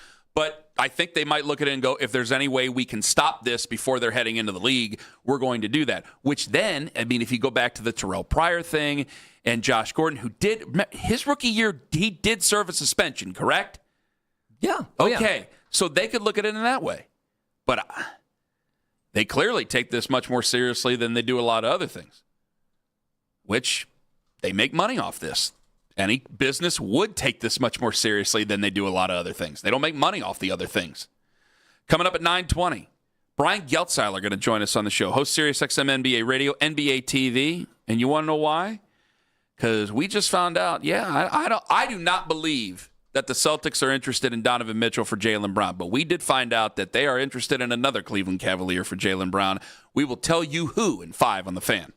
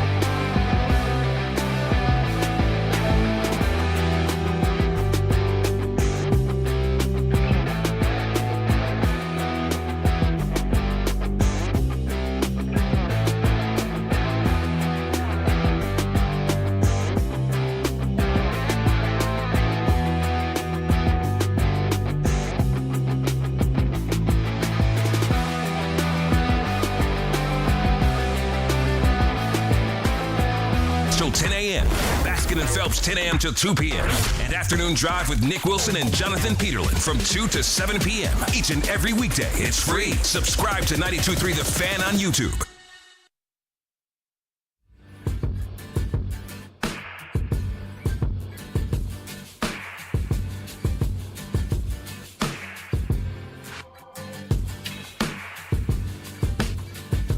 Getting down and dirty. I'm in a bad place right now with the Cavs. Emotionally, I'm good. Emotionally, I'm like, hey, if we got to run it back, we got to run it back. But I also know that there's going to be consequences to running it back, and I know that that's the last thing any Cavs fan wants to hear is running it back. But I think we're in a tough spot, guys, because Nick broke the third rail yesterday, where he just said, I'd trade Donovan Mitchell for Jaylen Brown, and there's a lot of people who have thought it, but they don't really want to say it publicly because Donovan is well liked here. But when you lose in 4 to the Knicks, people start to think things. I think there might be some people who would line up and make that trade, except I don't think any of them are affiliated with the Boston Celtics. Chris Mannix knows that. This is NBC Sports Boston. Chris says they are interested in another member of the Cleveland Cavaliers. Jaylen Brown is truly available and what the asking price for him is going to be. But the Celtics, I believe, are listening to those calls and are, thinking up their own trade matches of their own. I spent some time this afternoon talking to different teams about what might the Celtics be interested in. And the name and the team that came back to me a lot was Evan Mobley and the Cleveland Cavaliers. Mobley's one of those guys that could fit the archetype of the type of player that the Celtics are looking for. Now, if it is a deal they're interested in, is a complicated deal to make because the Cleveland Cavaliers are a second apron team and there are a whole bunch of different rules that go with being a second apron team, including the need to match dollar for dollar value with the player that goes out. That's just mathematically impossible, it seems like, in this moment. But that's the name trending. So that's from NBC Sports Boston, which, by the way, I don't know why I went, but anyway, I'm sorry. So Evan Mobley's been bandied about. And I think that last December, I think a lot of people would have said, yeah. They were willing to do it for Giannis. I was willing to do it for Giannis last December. But he had himself a very nice postseason this year. Now, there are a couple of bad ones in there, so if you want to go looking, you'll find them. They played 18 games or whatever it was in the postseason. They played a lot of basketball, almost doubled the regular season of what they had with James Harden. So it's a very careful thing. You have this player who's very good. This is why I'm making the comparison. Nobody said Darius Garland wasn't good. Darius Garland's problem was injury. Darius Garland's problem was size. Now, Donovan has been pretty sturdy and stable for you. Donovan, maybe a little bit of the problem is size. Maybe a little bit of the problem is ceiling. Jaylen Brown is a man who certainly, he's bigger, he's 6'6". He is certainly a man who feels that he's been disrespected by the Boston Celtics. It's been a conversation over the last couple of years. Whose team is it? Is it his team? Is it Jason Tatum's team? I was willing to get it over, seeing what they had. I was willing to give it over to Jaylen Brown. I turned out being wrong. Now, I like Jaylen Brown. If I had to, maybe I'd move on from Donovan Mitchell, but I think it's almost the same type of player. For Evan, are you willing to do that? All right, Kenny, I thought about it. I thought I was going to be on the fence on this. Bye-bye, Evan. Bye-bye, Unicorn. It's been a decent run. Not a great run. It's been a decent run. 216-474-0092. You willing to move Evan Mobley for Jaylen Brown? Come on. I have to say you got 10 minutes because we got Brian Geltzeiler joining us on the show. So I'll load you guys up. Let's go. I do not think there is a world. John, get the Browns calls off the line. Go ahead. Sorry. I do not think there is a world where Evan Mobley ever becomes as good as Jaylen Brown. What do we learn about this league? Every time we get into the playoffs, that the players that teams can rely on, that become playoff performers, that we like to say all the time, they enhance come the postseason in the NBA, are those long wings who can defend, who can play make, and who can be there on offense. Got some dog in them, and oh, by the way, NBA Finals MVP. Pretty valuable stuff. I think it was an Eastern Conference Finals MVP as well. And quite frankly, I think he's been better than Jason Tatum the last few years. So I know that's controversial, and in Boston, they would say that's ridiculous. I think he's been a better player. He's mercurial. He's got a lot of Kyrie in him. In fact, it should be no surprise to anybody. He's friends with Kyrie. He's also friends with Donovan Mitchell. I think I make this trade because the window is now on Donovan Mitchell's timeline. And what does that mean? That we're no longer having these dreams of 5 years from now, what's Evan Mobley going to be? I don't think Evan Mobley will ever be the best player on a contender. But I do know Jaylen Brown can be a 1A or 1B on a team that can win the championship. He's proven it. I can't do it yet. Evan. I can't do it.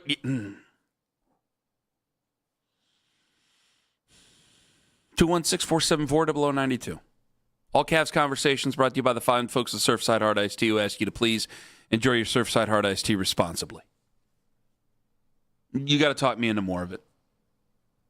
Once you say you're willing to trade a guy, that's it. I know. You got to be honest. You can't just take back trades willy-nilly. That's not how this works. It's the same thing as the LeBron-Michael discussion. Once you say one's better, that's it. Once you've been public about moving a guy, I think that's what the Cavs are trying to avoid.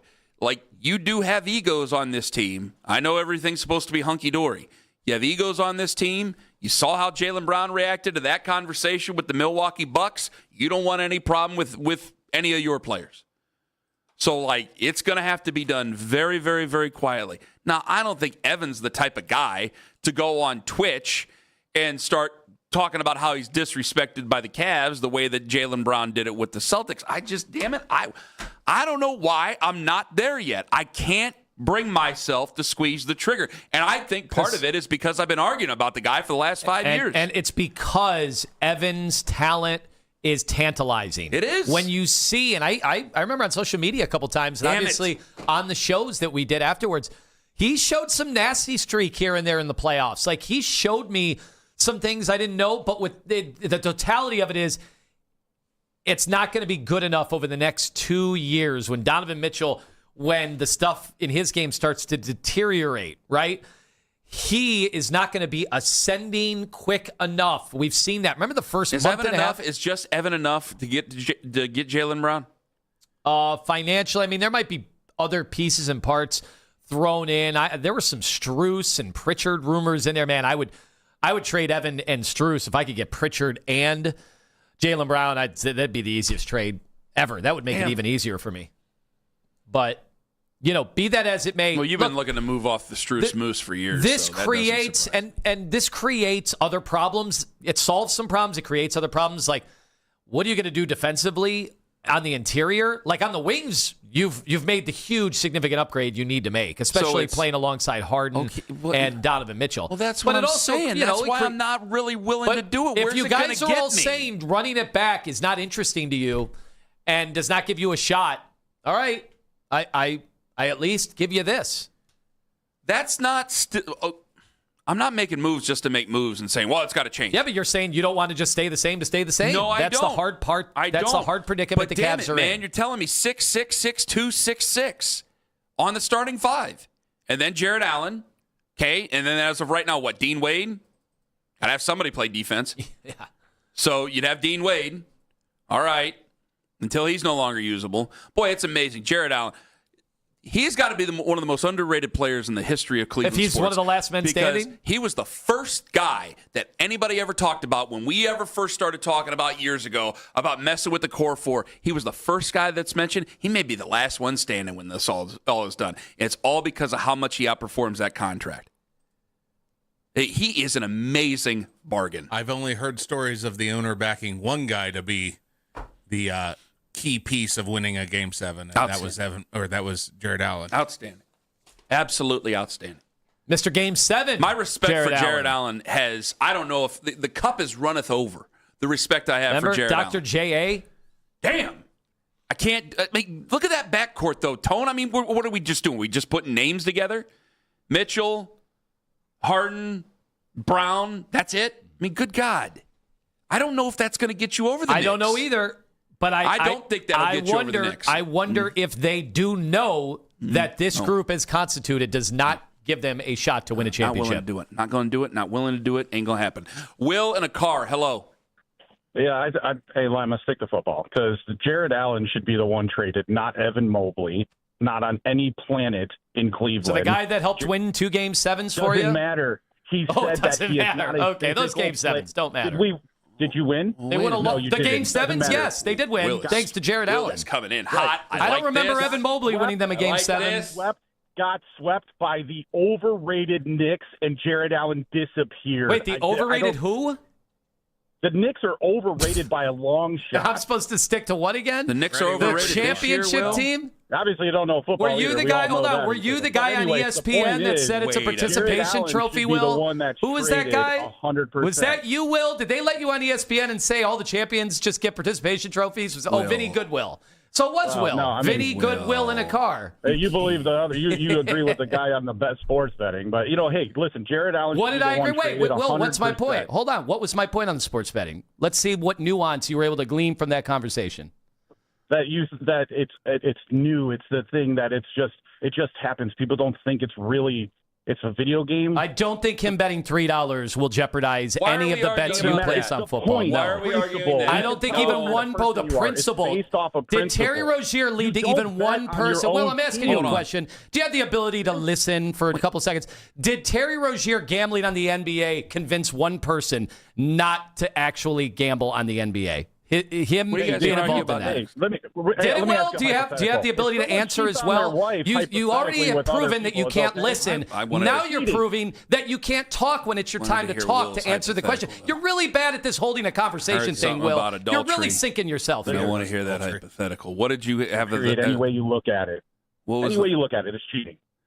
What is Jared cheating? Allen, they should trade Jared Allen 100%. But Will, they're going to have to trade Donovan Mitchell if they bring Jaylen Brown in here. Sorsby has not been accused of cheating, so wrong. Can I step in for a second? You're doing terrible. Let me step in for a second. Will, do you really believe the Knicks are overrated?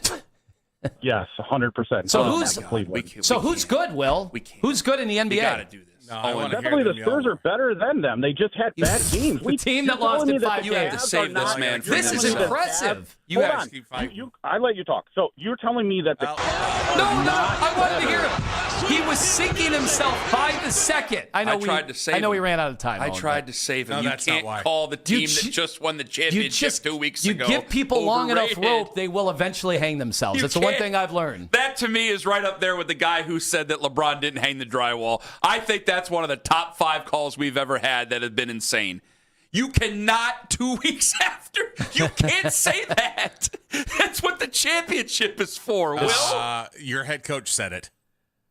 I'm nervous. And what are people saying about him? Will on the card is just anonymous. I'm They're nervous. making fun of him on what's left of late night You television. can't say it because the head coach said it. Guys, it makes sense. Will lost a ton of money betting against the Knicks. And that's why he wanted to talk about the gambling and somehow say that the Knicks are overrated. Sorry, dude. You got to work on your parlays.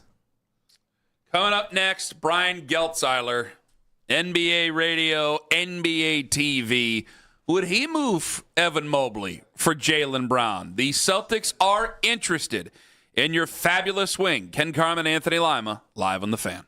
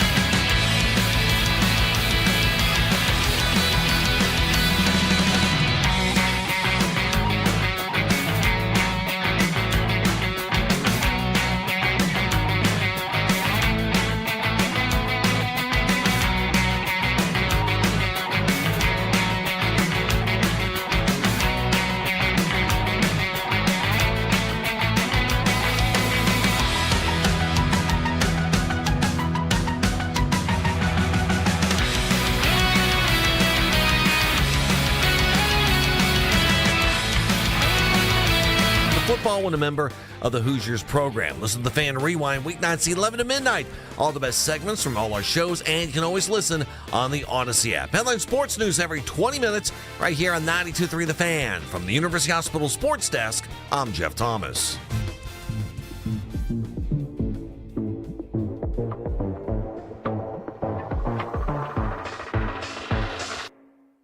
Chris Mannix, NBC Sports Boston, said that the Celtics are very interested, not would be, are very interested in. I'm sorry, Owen, did I get that wrong? Well, he said he asked around the teams, and they said the name that kept coming up in a trade was Evan. Okay. So the Celtics are interested in Evan?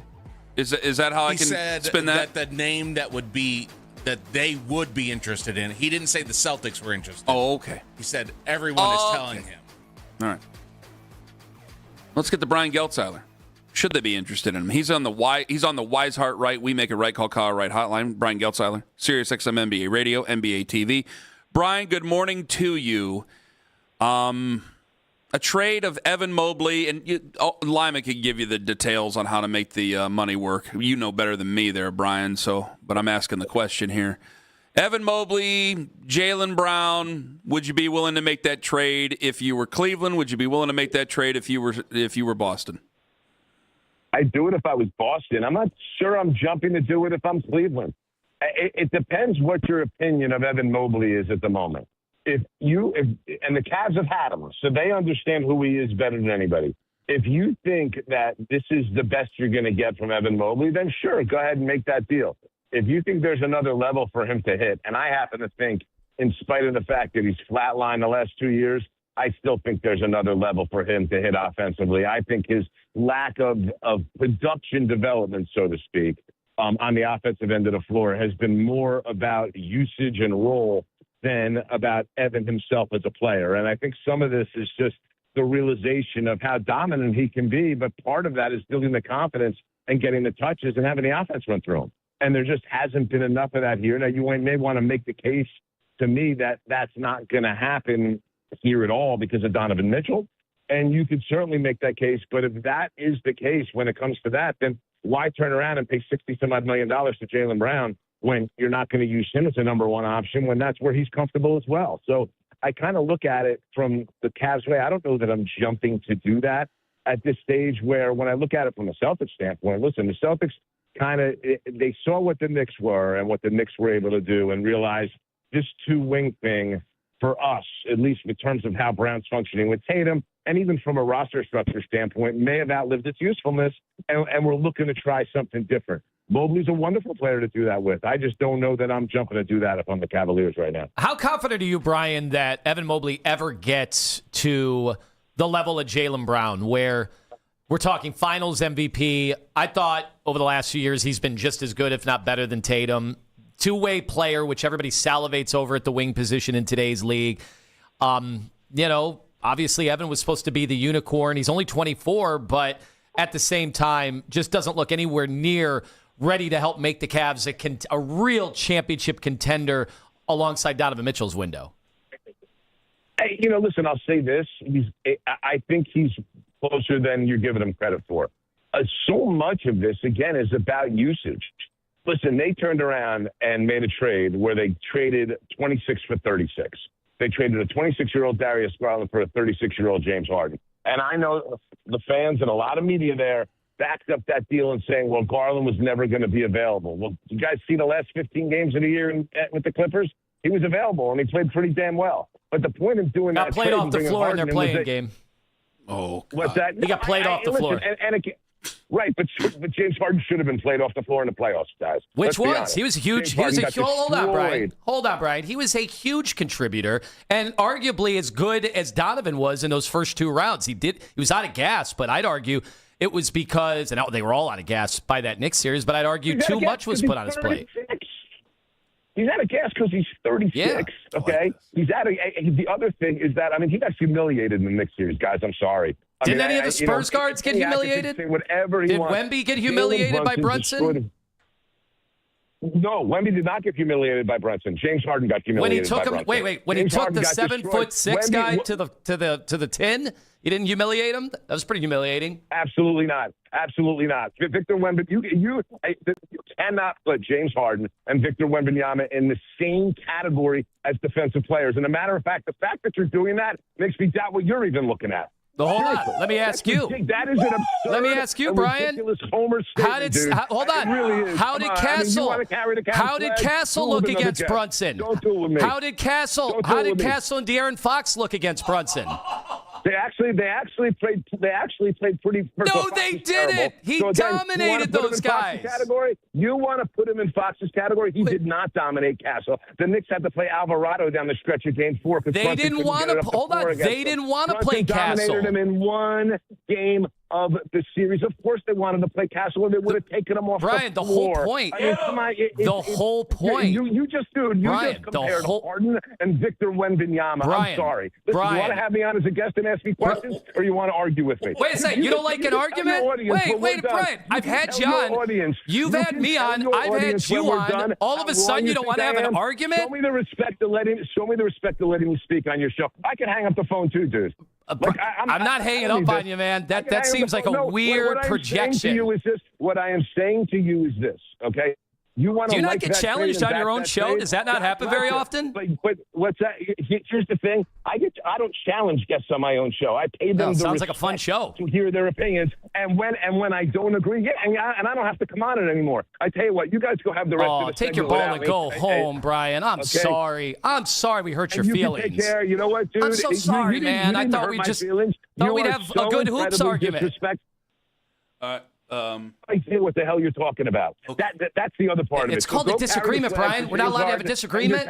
You want to go ask me another question? You said things that were flat out untrue about Harden. You want to ask me another question? Or should I? No, I said what I said was 100% true. So if you want to go ask me another question, it's not. Show me numbers. Otherwise, I'm going to hang up the phone. I don't need. Okay, Brian, I'm asking you a question. No, I don't have to be quiet. I'm asking you a question. You're not doing me a favor, okay? So go ahead. You want to ask me another question? Go ahead. Where are the numbers that support what you said about James Harden embarrassing himself in the postseason when all the rating numbers, offensive and defensive, have him in the positive? In fact, they were even worse for Donovan Mitchell than they were for James Harden. Are you just ignoring those? No, what I am saying to you is that the playoffs are all about matchups. He was a horrible matchup in a conference final where your team got humiliated, and he was the number one reason why. And no, I'm not saying Darius Garland would have done a better job in the same scenario. But what I am saying is, and when you have Evan Mobley there at 24 years old and a future to plan, you could have absolutely two-timeline this thing with Mitchell, and you. Oh, my God. That's bad Another timing. phone call, Drew. Brian, now I feel bad. Well, you should. That's bad timing with the. What are you doing? The but I don't understand the two-timeline thing. Didn't the Warriors teach us the two-timeline thing is an unmitigated disaster? Anthony, it's not Termini. What do you mean? You can't go after him like that. That's not Termini. He doesn't know you. Wait, Brian's had me on his show. I understand that, but he might not be like Justin. He might not be that way. I just thought we were having a good back and forth. I understand that. Two hoops guys, battling it out. You honestly, you remind me of what happened with old what's-his-name down there in Cincinnati. I thought we were kind of having fun. It wasn't fun. I thought we were having fun, too. To him. It went to a place, man. Damn. Whew. I hope he'll come back on.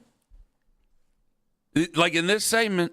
Well, he seemed pretty offended. You don't need to write his name, John. Just put him through. I know who's on the hotline there, John. Just put him on hold. Or keep writing his bio. What are we doing, guys? Come on, John. Get him on the phone. Let's go. Does he want to? I don't know what he's doing. He's just writing things in the comment box instead of putting them on the air. Did the Spurs? Now the calls are just dropping. Did the Spurs not get humiliated in every fourth quarter of every game? They coughed up an even bigger lead than the Cavs gave up. Yes, they were more competitive, no doubt. But obviously, the Cavs spent way too much time getting past Detroit my phone is blowing up. and getting way past Toronto. Like, I agree there. Like, Harden 100% was out of gas. The whole point was Harden was never supposed to be one of their biggest contributors, was never supposed to be their best player, second best player throughout much of the playoffs. Well, so I agree. I agree there. All right. But he ain't Will in a car, and he's not Justin. I don't know. I just thought he wanted to have a fun debate. He didn't think it was very fun. Some guys take it differently. Yeah, apparently. I thought he was like a Wall Street guy. He doesn't get in big arguments. But he doesn't know you as well. He doesn't know you well enough. Isn't that more fun? Maybe. Will in a car wanted to debate me on the show. Wasn't that fun? But Will listens to you every day, so he understands. Like, he thought knows that was you. fun. Will knows Guys, we can do a different show going forward where you can talk. Claiming that someone else can. We calmly sports jawbone. We keep it professional. Everybody gets their sentences or paragraphs. I can write out my takes like some shows, and then I can agree to disagree, and we hang up the phone and say, that was elevating the discourse. This was a good time. I'm glad we all did this and entertained this. You guys can do that show. I don't want to do that show. I have no interest in just accepting what a guest says out of But we got Brian here. We got Brian. I want to get Brian back on the air, okay? So, but she didn't hear this. I actually agreed with part of what he said. Just let me say, off Brian, the air. So we do go back and forth and trade barbs with Justin. Clearly, I'm just saying on my end, I like you. I'd love to have you back. I'd love you guys to make up on this. That's all I'm going to say. I listen to Brian all the time. That's all I'm going to say. Okay, I tweeted his show out. You guys go right on ahead. You guys go right on ahead. The only thing I took offense was, well, other than you got personal with me not being a hoops guy. But the only thing I disagree with is I thought James Harden was extremely valuable in them getting to the Eastern Conference Finals. You were right. They were humiliated, and he was humiliated in the conference finals. So here's my counter to that. What was the goal? Did you trade for James Harden to just make a conference final with how many years he has left in his career, or was the goal to make an NBA final and get past the Knicks? Well, the goal every year is to win a championship. Honestly, Brian, no, I'm not trying to be difficult here. It did seem to be that their goal this year was just to get to the Eastern Conference Finals. I'm not being a smartass. I swear to God. I swear to God. Guys, I will tell you, I spent 6 hours at this facility with this team before the season began. All right? I spent time with Kenny Atkinson. I spent time with Donovan Mitchell. I spent time with Evan Mobley. I spent time with Darius Garland. I spent time with Jared Allen. Mm-hmm. And up and down the line, the mandate was we're here to win a championship. We are disappointed with a second-round exit. We are good enough to win the championship. The East is wide open. With Boston was supposedly not going to be Boston, even though they were without Tatum. Indiana, no Halliburton. We feel like we're equipped to go beat the Knicks and go to the finals. That was the goal. Mm-hmm. They made a trade, and they failed in the goal. So because you can't tell me you spent – Dan Gilbert, you didn't spend into the second apron, guys, to be swept in the conference finals. Well, that's not why you spend into the second apron. You're right. That couldn't have been the goal. You are absolutely right. And the players are obviously thinking the finals. But their messaging when they traded for Harden, because like we heard Rich Paul went on the podcast and said that Rich Paul said Darius was gone anyway. Like you had to find a way to trade him, his agent, right? So I did. I took that with that, and then what their messaging was as a front office was basically like as far as they can go, they'll go. And that's why I just wouldn't be surprised if they stood pat this offseason and said, hey, we'll roll it on into next year. They'll have a whole offseason together. They only got to play so many games. It was a better outcome than what they've had in the past, and see how it goes until the trade deadline this year. Might be terrible. Listen, it's entirely possible. Uh-huh. It's entirely possible. I think, again, I go back to the Mobley usage issue. I just think that right now when you look, if you're going to keep this whole thing together, your next question becomes who can get better. Now, my personal opinion is I think the Cavs have a roster structure issue. I think you certainly, Mobley should be playing center in this day and age in the NBA, and I think you should be moving Jared Allen. I think that has been clunky, and I actually think at this stage it's hurt Mobley on the offensive end of the floor in terms of him having the space he needs to operate. So I would not run this thing back. I would move on from Jared Allen. May be hard to do with a $30 million extension that's kicking in. So that's the other part of the issue. So we'll just have to see. I don't get it. I would not run the same group back if I'm the Cavs because I do think the same group is going to end up with the same result. Brian was the best player taken yesterday at number 1 overall in the draft. Yes. unequivocally love this player. I think I heard Jay Billis say this yesterday, and I think it's a very true statement. If you were to put a modern day NBA wing in a lab and have him come out the best physical specimen you could, you would have AJ DeBonzo. So I think it was the right pick up and down the line. If you were the Wizards, listen, I think Darren Peterson's going to be fantastic, and I don't necessarily buy a lot of the red flags that have gone up with him. With all that said, take the guy with the less amount of risk. The two of them are 1A and 1B in terms of talent and ability. Peterson may be the smoothest player I've seen come into this league since Kobe Bryant. I mean, that's how effortless it all looks for him. But, again, and I know he's got the competitive fire. My partner Sam Mitchell coached him for about 50 games, 2 different summers he had him, knows him and the family very well, and said the kid just absolutely hates to lose. Yet when he's with the guys, he's one of the guys. He's got this quiet leadership about him. With all that said, if I'm the Wizards, I do exactly what they did. I thought it was the right pick. All right. See, you know what, Brian? I think we went a long way to get there. Might have gotten off the wrong foot to start things out. Otherwise, I thought it was a good conversation. Well, Brian, I do thank you for your time, Brian. All the very best Always, to you. Guys. Yes, sir. All right, you guys have a great summer. We'll talk to you soon. Thank you. Brian Geltzeiler. On the Wise Heart Right, we make it right. Call Kyle Wright hotline. Just, two guys rapping sports. Holy wow. Fun hoops convo. I like that. This is did they win 54 games this year? 52. 52 games. A 52-game winning basketball team tearing us apart. Tearing us apart. Like, we used to be knocked down, drag out about a team that went 1-31. Can I just, for reference here, guys, like, hang up time with yes over 1-31 and trading for A.J. McCarron. Guys, relax. They'll make a move. It's a 52-win team, guys. We can't let a good they're good.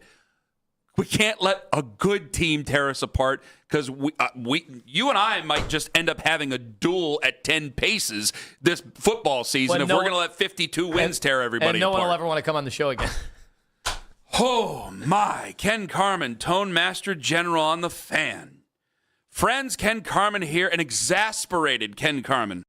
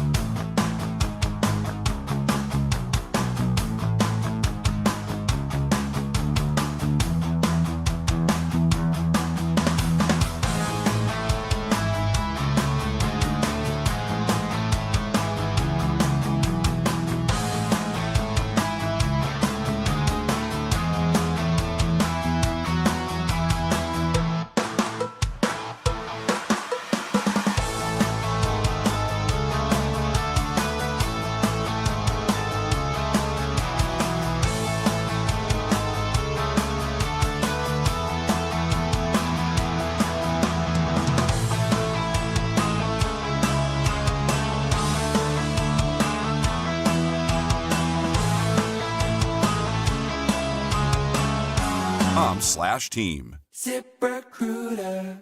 If you can't listen to us live, we've got you covered. You can hear the Ken Carman Show with Anthony Lima, Baskin and Phelps, an afternoon drive with Nick Wilson and Jonathan Peterlin as a podcast. Full hours, full shows. Find it all on the Odyssey app, Apple Podcasts, Spotify, and anywhere you get your podcasts.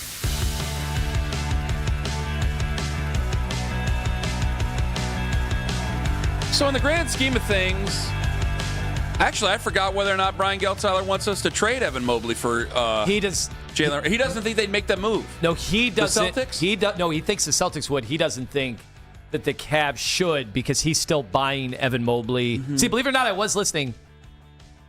Might have interrupted him a few times.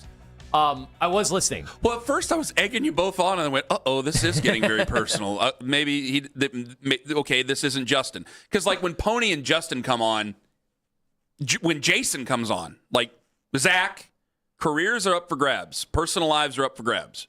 That's why they're some of our favorite guests. Like when Termny comes on, we're going to take shots at each other's careers. We're going to take shots at each other's personal lives. Pony, it's well documented, obviously. Those are some of the favorite things that we do. It's more fun that way. And at first, I thought that's what Brian was getting into. It's like, hey, he's a big boy. He can take it. And then I was like, oh, we're getting real serious here. Because I do think, and that was their messaging, like, yeah, absolutely. Donovan Mitchell and anybody on that team wasn't just satisfied with going to the Eastern Conference Finals. But I do think Kobe Altman was. I do. Halfway through the year, you're over halfway through the year, you're at the trade deadline. You're being told by one of the most powerful men in all of sports, one of the top 3 most powerful agents in sports, is and arguably the most powerful one, that you need to trade this player. So you need to make a move, and this is the best move you were going to make. I immediately think at that time, I think that the writing was on the wall about how far this team could go anyway, but and it was lower than the Eastern Conference Finals. I think immediately at that time, for Kobe Altman, for Mike Gansey, who's no longer here, for Dan Gilbert, for anybody in a suit, the goals immediately changed. And the goal was, let's get to an Eastern Conference Finals. Let's see what happens this summer. If there's moves to make, there will be moves to make. But maybe we will run this back into next year. And if they start off with a full off season, maybe things will get better. Because the teams that make the best moves, it usually does take a year. It took the Heat a year. The Heat were the history-changing basketball team. It took them a year. Things are different. I know that the Cavs would get blasted if they say anything else after the fact, given how we know Atkins's comments during the Eastern Conference Finals were treated. But I think in a moment of honesty, they would say we didn't have enough time. We made a trade, so they're not the victims here. They did this. They voluntarily made a trade that I supported at point guard, right? They made a trade, and then they ran out of time to try to sync it up, build an identity. We were sitting here in the last month of the season going, is anybody going to be healthy? Mm-hmm. Remember, it was one in the lineup, one out of the lineup. Mm-hmm. And finally, they got their guys healthy. Finally, for the first time, remember they had more starting lineups than anybody in the NBA. They finally got their normal lineup in time for the Toronto Raptors series. And then it took them 7 games. Mm-hmm. So the writing was on the wall then no, they needed to dispense of the Raptors quickly. Yes. And they didn't do that. And I think that started to change the way that we saw it. And I started to revert to, and I know what I said. I penciled them into the finals, and I was dead ass wrong about it. You didn't see the Knicks' miraculous run? No, I did not. No. An all-time run? I was more worried about the Sixers with a healthy Joel Embiid. I should have just banked on he wasn't going to end up being healthy. I don't know why. I remember we talked about that. I was so oh my God, if he's healthy, this is going to be incredible for the Sixers. And then, of course, he got hurt again. What were you going to say? Donovan brought up that point about them playing playing 2 Game 7s, right? They played 14 games for 2 series, right? Uh-huh. Donovan brought it up, and even Harden brought it up. And I know Kenny did as well. It was kind of brushed over. But I wonder if it does change their mentality as far as being more killer instinct type of team. I don't know if they have that level. They didn't show it to us except for in Game 7s. But they're going to have to be more killer instinct in Game 3 and Game 4 and try to get out of there much quicker if it's ever going to work. I don't even think if they brought in Jaylen Brown and they all still just played that way that, how do you let a team go on an 18-1 run and let it happen and everybody stand there? You're right, and there's absolutely Spurs, zero it was excuse even worse, for though. it. Spurs gave up an even bigger. But I'm not concerned with the Spurs, they did it, though. They at least did it in the finals. Mm-hmm. All right? They made it higher. And having this team back, I'm not satisfied. Having this team back is not going to beat – I don't believe you're going to beat Oklahoma City. I don't believe you're going to beat San Antonio. I don't know what's going to happen in the East. I think it's up for grabs any year. And so you might find the same team that might be able to beat the Knicks. Probably not. I'll throw the Knicks in there and give them their respect as defending champions. That's 3 teams I believe you can't beat. Everybody else, as you are, I believe you can beat in a series. Yes, I do believe that, as you are. So I don't want to do something punitive or threaten something punitive. Want to have something that feels like a punishment for them not getting to the finals, because that, to me, doesn't make the team better. I'm trying to make the team better. And because people are upset with James Harden, people are upset with maybe Evan Mobley, I don't think they should be, but upset with anything, that doesn't make me want to make a move to possibly make my team worse. I know that you guys want something different and something more exciting. They've won a lot of games, and I know it sucks because it feels like you have a great big concrete ceiling above you. But to break through it, it's going to take patience. All right? I don't believe and I don't condone them just willy-nilly making some sort of crazy move just to get people talking about them. And I think that's a terrible thing to do it, and that's how I think a lot of people sound about him right now. Like, if there was a way to get Giannis realistically, let's talk about it. There wasn't. He wasn't interested. It wasn't going to happen. He doesn't have a no-trade clause, but you have to be basically willing to guarantee he's going to sign a contract for you. It seems less and less likely by the day that LeBron's not going to come back. The Jaylen Brown thing is a conversation. Let's have the Jaylen Brown conversation. But I got to stand by it. You got 3 guards in the backcourt. I got Jared Allen, who's fantastic, but I still don't think that that's going to be able to break through and beat the Knicks or beat Oklahoma City or San Antonio. So it doesn't make my team better. It just makes them a little bit older, and it speeds up the clock a little more. It's like when you're trying to defuse a bomb in a movie and they accidentally cut the wrong wire and then the clock starts running faster. Like, that's how I kind of feel about a move like that. Big thanks to Brian Geltzeiler, who joined us on the show. Wonderful guest still. I'm going to be talking to him a second time today. Yes. Mike Florio, he was excellent. Go listen to him. Great perspective, great breakdown with the Brendan Sorsby stuff. Corrected me about the Pittsburgh Steelers, by the way, on that issue. And Danny Cunningham. What moves are realistic? What moves aren't? He was exceptional as well. Locked on Cavs 92.3 The Fan. We're back tomorrow 6 to 10. Lloyd in for Tone tomorrow. Oh, I'm sure it'll be a lot of fun. Have a wonderful day, my friends. Hey. Sounds good.